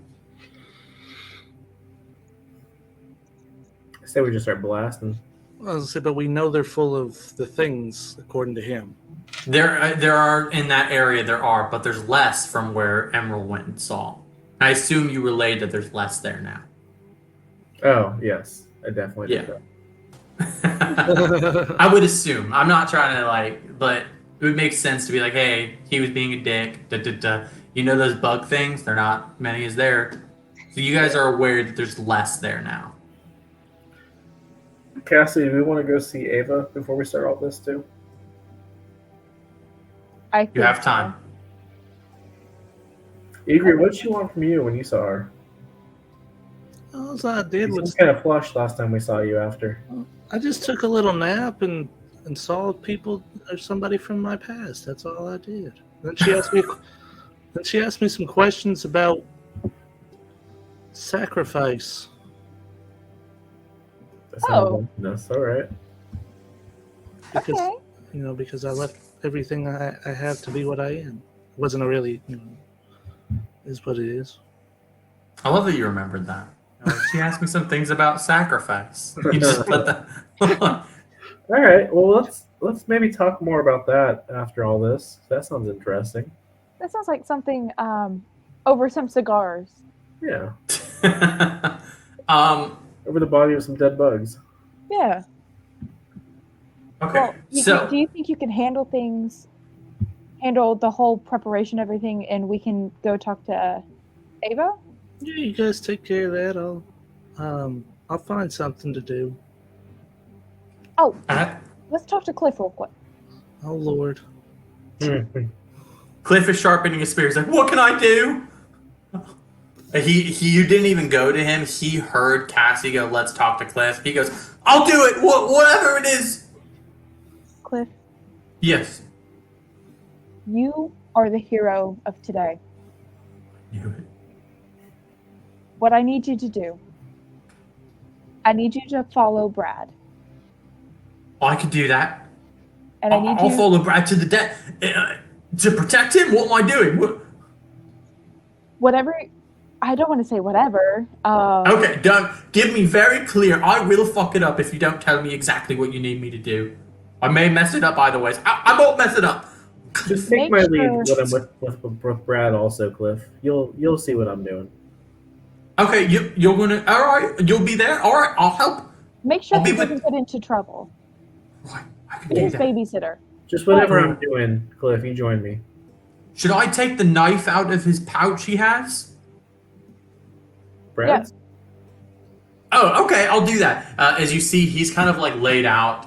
Brad Knightley's kind of, he takes the knife, he goes, hey, you don't need to do, he's like, don't you talk to me! He takes his knife, he puts it in the side, he goes, I've got my eyes on you. As he walks back to you, and he's just like, he went very far away. Everybody heard him yell at Brad Knightley. Knightley was scared of Cliff. And Cliff is just like, I'm ready to make things happen today. I just want to point out to like the whole, like everyone on the ship, Brad Knightley just got punked by Cliff, who's like Cliff just big dogged him. Oh yeah, Cliff barked and Yeah. Brad Knightley said, "Down." Okay, I'm down. I'm down. Cliff, we might need you to captain a ship. I can do it. And We you're going to be our also- eyes in the sky. Need I you can to do kill it. Brad, depending on how he acts today. I'll stab him right now. I'll do it. No, I Just know. flesh wounds. Yeah. Just. Just He winks at you and he immobilize goes, him. "Flesh wounds." I understand. I don't know how to wink. Is this right? Cliff, Cliff, you I've should shown you wink where an right. Achilles tendon is before. Start there, okay? Got it. It's Perfect. right behind the knee. Was it behind the ankle? Oh, where is it? We'll talk about that. We'll Yeah, figure it go out. for it a little bit. Well, I am sleepy. I have a lot of energy and nowhere to use it for. This is the most confidence I've ever had. I'm gonna take a nap. I'm Is proud that of all you. right with you? Okay. Yeah, He that's passes good. out right there in front of you. On that note, is there anybody else that you guys want to talk to? Before the fight starts, I'm going to take all these apple turnovers I made and give them to my group. Some apple turnovers. Everybody eats those. And that, of course, Emerald, won't you go ahead and tell us what advantage that gives everybody? Everyone has +5 temporary hit points. There we go. +5 temporary hit. I'll eat it this time. I You made it. have Might as well. one extra, so I give it to Cliff since we were just talking to him. Cliff takes it and he's just like dead asleep. You just kind of put it on his chest. He's like, I'll take him out. I'll do it. And he's dreaming. On that note, kind of put a dialogue a little bit. Little bit of time passes, a couple of hours. You've had a conversation with everybody. Everyone seems to be in their stations. You see the chieftain preparing the goblins for war. You see Raylan is mixing, trying to make more poison to put in a vat for everybody. So that everybody can dip their stuff. You see Brad Knightley kind of like still kind of, he's awake, but he's not aware. And Cliff is just like threatening him with a knife the whole time. He's like, "Oh, I'll get you." Patchy Pete is fixing up your ship to make it a little bit more hardware. As he does, he's relayed to you he's seen some issues from your last battle, changes to the ship that's going to happen, but some bigger guns are going to be strapped to it. You've got the rest of your crew kind of helping with a little bit of things here and there. Kind of like, okay, so there's some people that are just not as useful in this regard. Kipper is kind of done her part. Everybody's to their full health. She is not really doing everything. She's kind of on the back. She's not a fighter. She's a healer. That's what she's doing. Siegfried has made the bottles, has given you the bottles. It seems that he's also trying to mass produce, help Raylan mass produce the liquid that she's created, the poison, but she is having a hard time being around him. Paula is giving weapons to everybody that she's making. It's taking a long time, so she's kind of giving the best goblins, the most unique goblins, bigger guns. Delilah is still out. I think, did I hit everybody there? I think I did. Way to rub on- Delilah in again, making it hurt. gotta let you guys know because sooner or later she's gonna wake up, and I know that the moment she wakes up, we're gonna have Emerald being like, "Run there."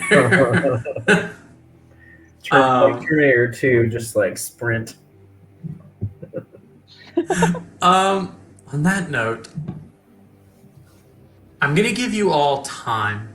The only thing I wanted to Go ahead. insight, possibly, does anyone look like they're not helping or they're sabotaging or just something off about their preparation? Ooh, give me an insight check. You gave him an idea. Why'd you give him an idea? for the fun of it. 5 on that inside check. On a 5, you don't notice anybody being lazy, so to speak. There's no one like really like. It seems that everybody's really on top of their shit. Everybody's prepared. Everybody's doing it. There is a general fear, but there is a rousing of the troops, so to speak. Everybody seems to be doing what they have to do. You don't notice anyone Okay.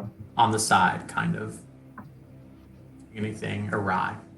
On that note, I'm gonna give you guys a little time to prepare. Igri is at the forefront, preparing everybody. He's getting some stuff, and Paula comes over to Igri and goes,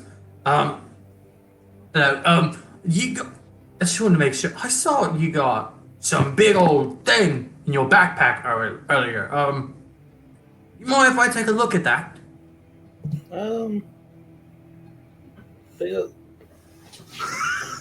Sure. All right, go ahead. Let me take a big old thing and look at that. Oh, as we have people with Snickers going on, she pulls out a large cannon. That's crazy. A cannon? No weird things that could be said about that. She goes, I could probably strap this to your shoulder. If you want. It's kind of heavy. Hold on! Immediately, you feel like a tinge in your shoulders, like she is strapping something to your shoulder and then puts something behind your ear. You have some form of cannon strapped to your shoulder. As the preparations go and everything is going on, we're gonna take a 15-minute break. Allow you guys to talk, and I believe when we come back, I think we're going to see Cassie Brown and Emerald maybe talking and maybe getting rid of some trauma that's happening with Eva. We'll see how they decide to go forward. But on that note, we'll see you guys in 15 minutes.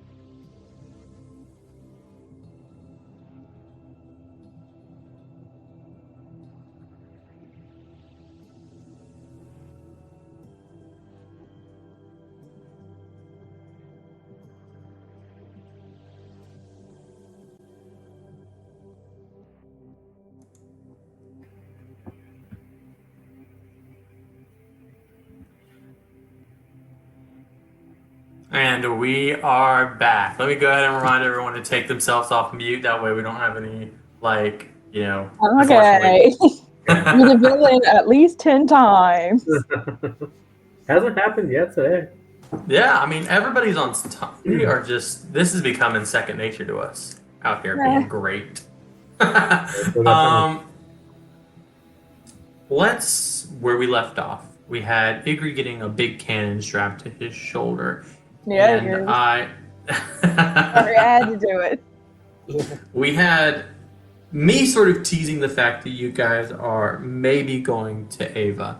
I may have jumped the gun a little bit, so I don't want to take that and say that that's where you guys are going. So, Cassie Brown Emerald, is that where you're headed, or do you think that you have one more thing to go? Because I'm going to give you guys, because I gave you guys the option of 2 business things. So, Igri, I forced a business thing that we had talked about prior and being like, let's strap this big cannon to your shoulder. You got that. That's done. Cassie, Emerald, where do you guys want to go? I mean, Emerald, do you want to go to Ava now? Yeah, I feel like we're pretty wrapped up here and everything's kind of situated. Right. What exactly? Well, I mean, going in with a battle plan, what exactly should we ask of her? I don't even actually know what she wants. I think she called us over there. Yeah. Maybe at least having some help. Because there's at least going to be... There's a possibility there's only going to be one person here, so someone might need a co-captain. It might be good to understand why she's kind of sequestered herself over there, too. Yeah. Yeah. I guess let's go into the lion's den. You guys head there. She has told you her location as a side room off from the hard drives that are storing her conscious. Of course, stored Eve's conscious. We've been through this. You guys know what happens. You guys go through a room. Igri, being there once before, notice these chairs. All different chairs, same size, but some of them have a little bit... Some are more worn than others. Some are better from, just years of overuse in the past. And, unfortunately, we had a little bit of tongue-in-cheek of maybe Igri having some moments at that point. Whoa! That's new. Whoa! It's canon now. Yeah. It's canon. I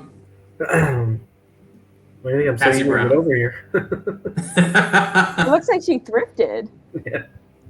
Cassie Brown Emerald, you see Eva kind of sitting in this pedestal of light as she kind of stands there and goes, "Hello.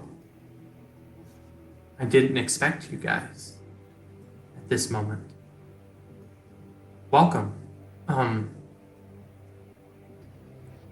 I feel underprepared. However, I am excited. I'm having a hard time finding the words. Don't usually feel this way. I think it would be better to explain once you guys have taken a seat. But I understand that you may have trepidation, so I am more than welcome to explain here." I think an explanation before we do anything is needed. But also, do you know what's happening outside of this room? I unfortunately do not. I know it's hard for me not to listen all the time. I've constrained myself here, so I don't know everything that's going on. But I can hear from here. I know that there's explosions, and I was able to ascertain that there's something dangerous going on. I hope that everything is okay. Gonna be real honest, it's kind of not okay out there. It's really bad. Well, Captain, I know that you'll get us through it. We'll see. We have a lot of good people fighting on our side, and we could really use you out there. I understand. I would love to help. I have sort of sequestered myself to this area because I feel it changing in myself. And that change scares me. That instinct was sort of brought upon by a moment I had with Emerald. We were all saw, but I saw Emerald's disdain for me. And I knew in that moment that I needed to keep myself away until others felt it was okay for me to come out. I didn't want to alarm anyone. I mean, I get that. And we can go over some therapy practices in the future, but Therapy. That's good that you said that. That kind of leads me into what these chairs are. I apologize for interrupting. But these chairs at one point were meant for therapeutic purposes. They've been repurposed, however, for my use as well as Eve's use in the past to understanding human consciousness, feelings that I wouldn't be able to understand otherwise. These chairs were used in therapy by doctors and others like to allow someone to understand their most internal thoughts, to speak to others that they wouldn't be able to speak to otherwise. Mm-hmm. However, it's repurposed in a way that I'm able to gather a lot of emotional data and turn it into that what it is, data, zeros and ones, for me to kind of process and understand. I see myself changing. That transition is going to happen no matter what. I think I just want to be prepared for when it does happen. I see a bit of mistrust coming on Delaney's face, so why don't you give me an insight roll? I'm gonna have her roll. Well, unless I'm inaccurate with what you're feeling, I see a little bit of like, I don't think she's telling the truth. This bitch trying to make us, trying to kill us. I mean, her saying's going to happen no matter what is kind of.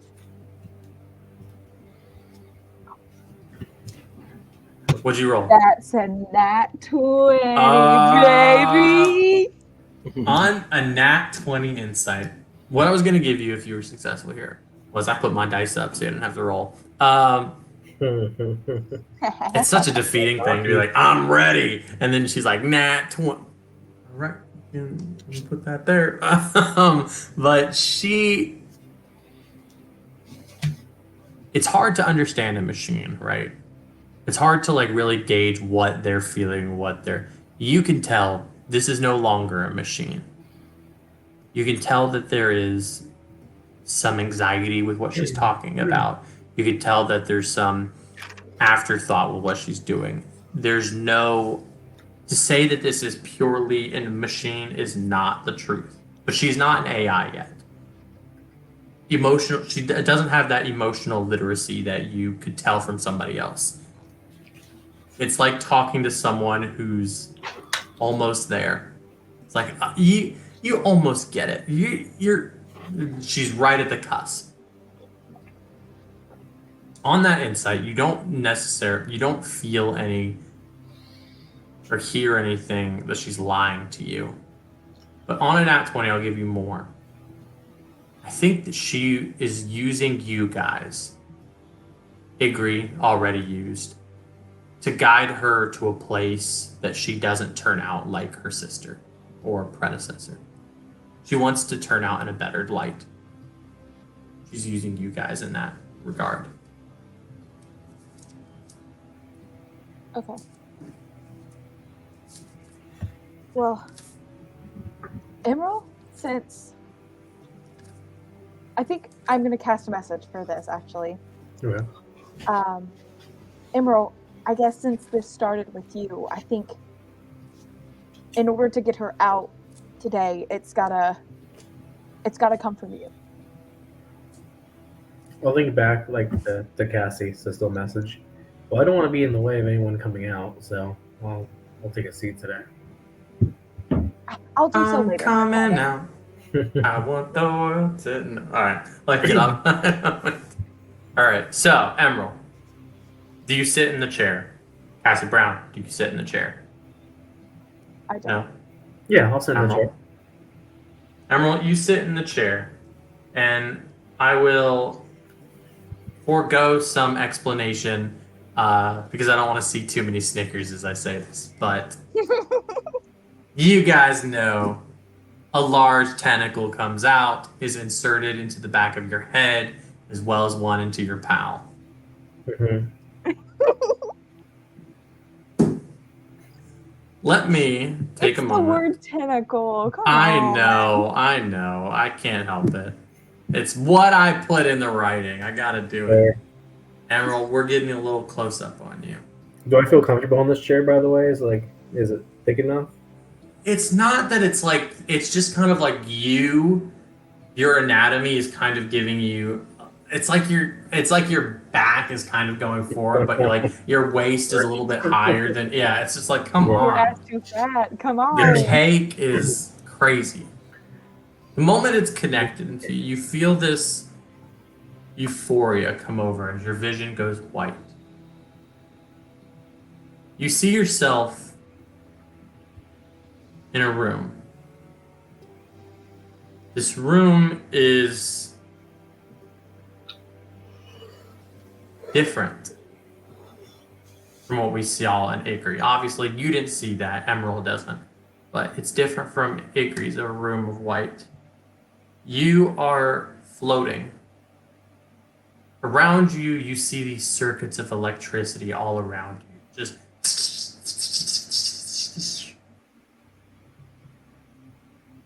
in front of you, you see Ava. Ava goes, "Hello. Hey, I wanted to prepare you for what you're going to see before you see it. Just, I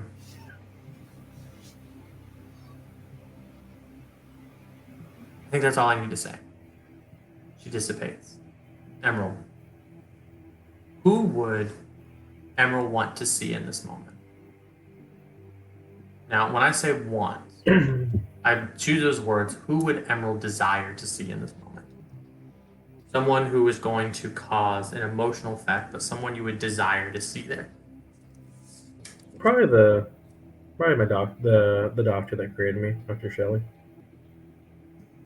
You see a moment of the electricity cracking. As the cracking stops, and you see a dark red. The red and glow that we see in your eyes.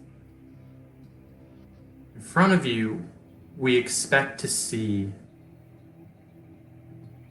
Doctor, your creator, the mother figure we expected.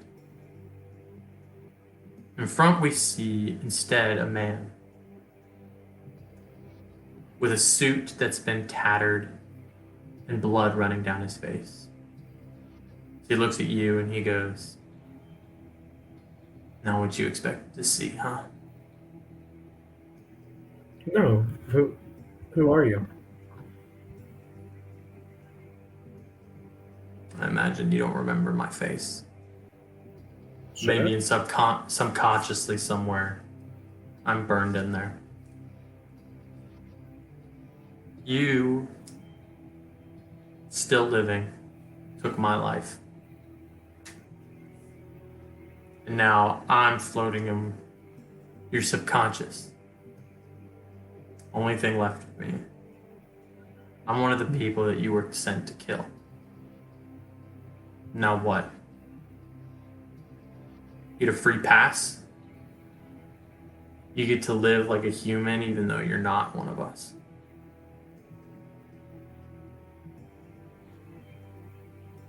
How do you live with yourself knowing that you killed so many people and yet what? It's just the past. It was, it was a different time. I mean, for you, it was the worst day of your life. For me, it was just a Tuesday. It was And just you think that you should be forgiven. You think that that's okay that it was just an average day for you. That when you transition into a new time of your life, you shouldn't look back and think of all the terrible things you've done. How many bodies lay where you stand? How many mothers, how many children, how many fathers have to grow up without their loved ones, the ones that you took? You hide behind the fact that it's the order of somebody else. But the blood is on your hands. As you feel, you see tinges, almost like flashes of blood on your black rose, the weapon on you, your hands, but it is the weapon that you have. What gives you the right to move on when we can't? Why not just end it all like you ended us?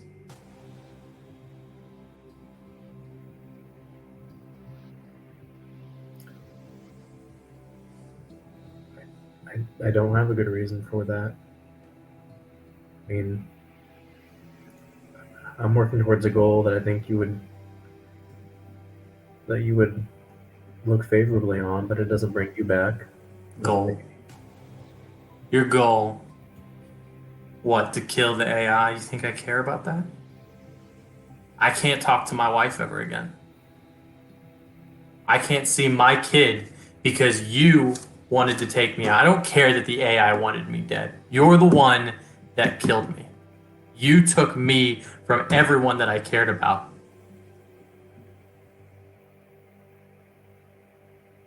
And to sit here and call yourself human after what you have in your head.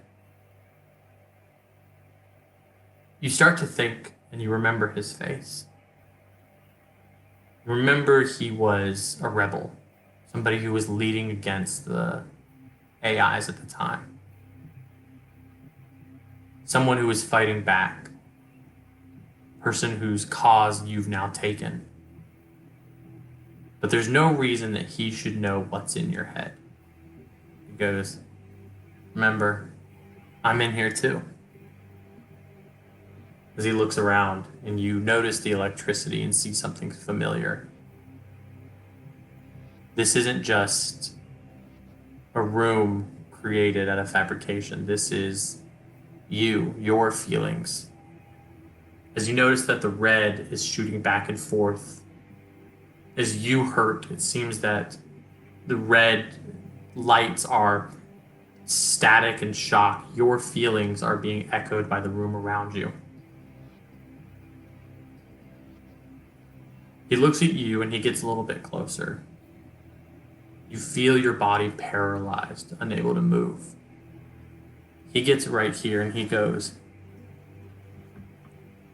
how could an AI like you ever understand what it is to be human?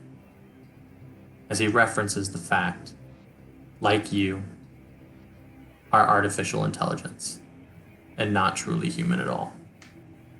Unlike your synthetic brothers, or kin, however you want to talk about it, you are more similar to Ava, Eve, and the Trinity as well. You are an AI in a synthetic body. He looks at you, these thoughts rushing to your head, you understanding what you are and hiding that from your friends and allies.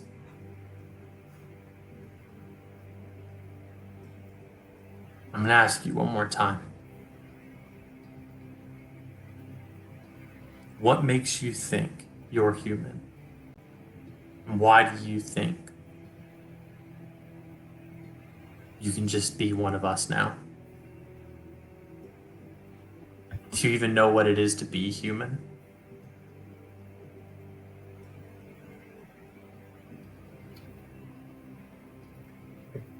I don't. I don't. I don't know. I feel like I get glimpses of what it feels like. A connection with someone. A touch that I almost feel like means something that I can feel. That feels real. But ultimately, it's just how I process it. Nothing's real. Connection. As you hear that word, you feel echoes throughout the entirety of what seems to be your own mind. The red starts to turn into more of a purple and then a blue. Connection. As Ava sort of appears behind you and she whispers in your ear, I'll remember that. As everything starts to fade away,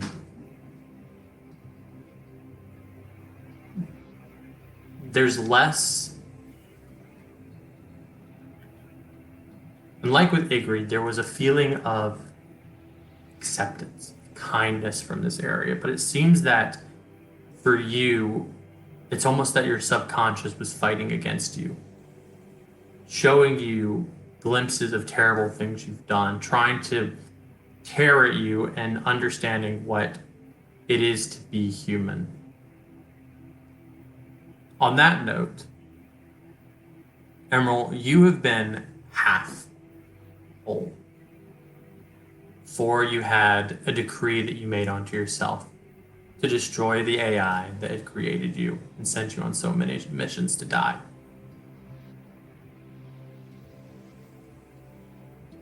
That mission is null and void. There is no way of going back. Moving forward, Emerald, what is the path that you take? What is it that you fight for?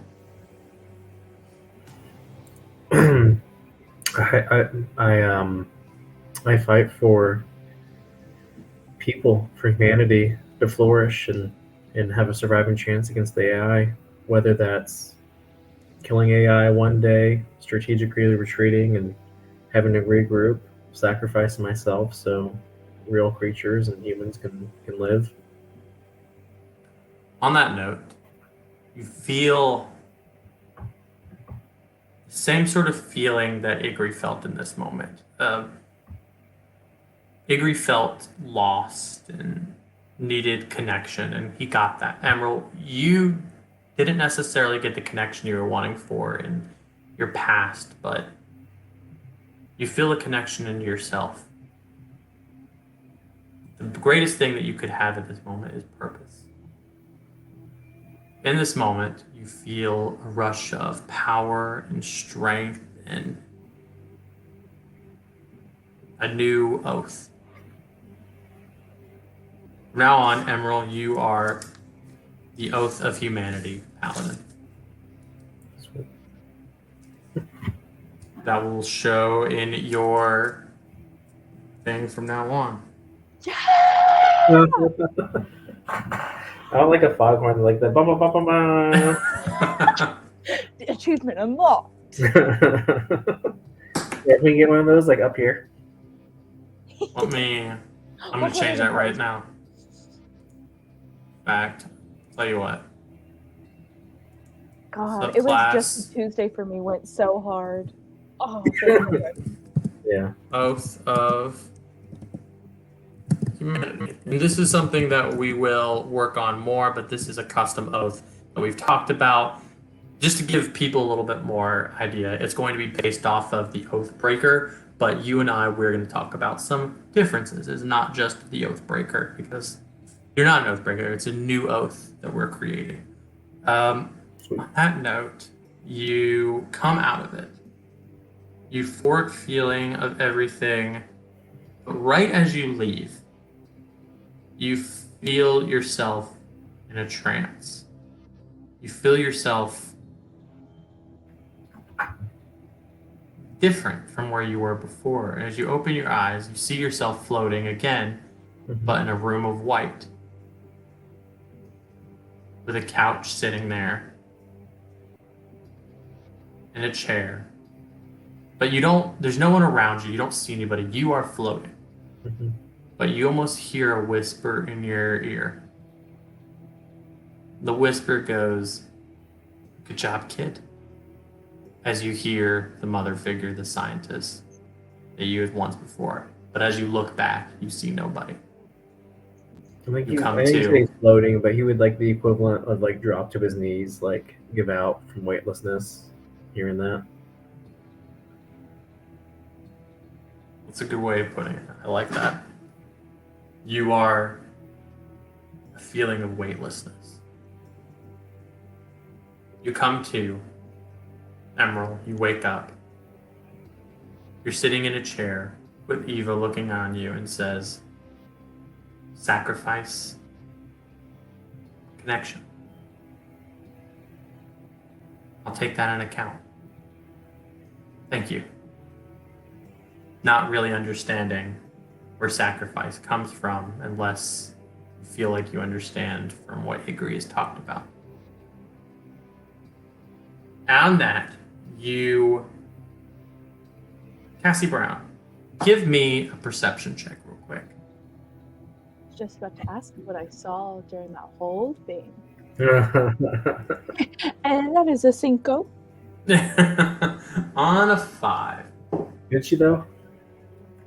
Man, Jesus, I'm rolling like garbage. I'm not even going to tell you what I rolled. You noticed 2 things. The first thing you saw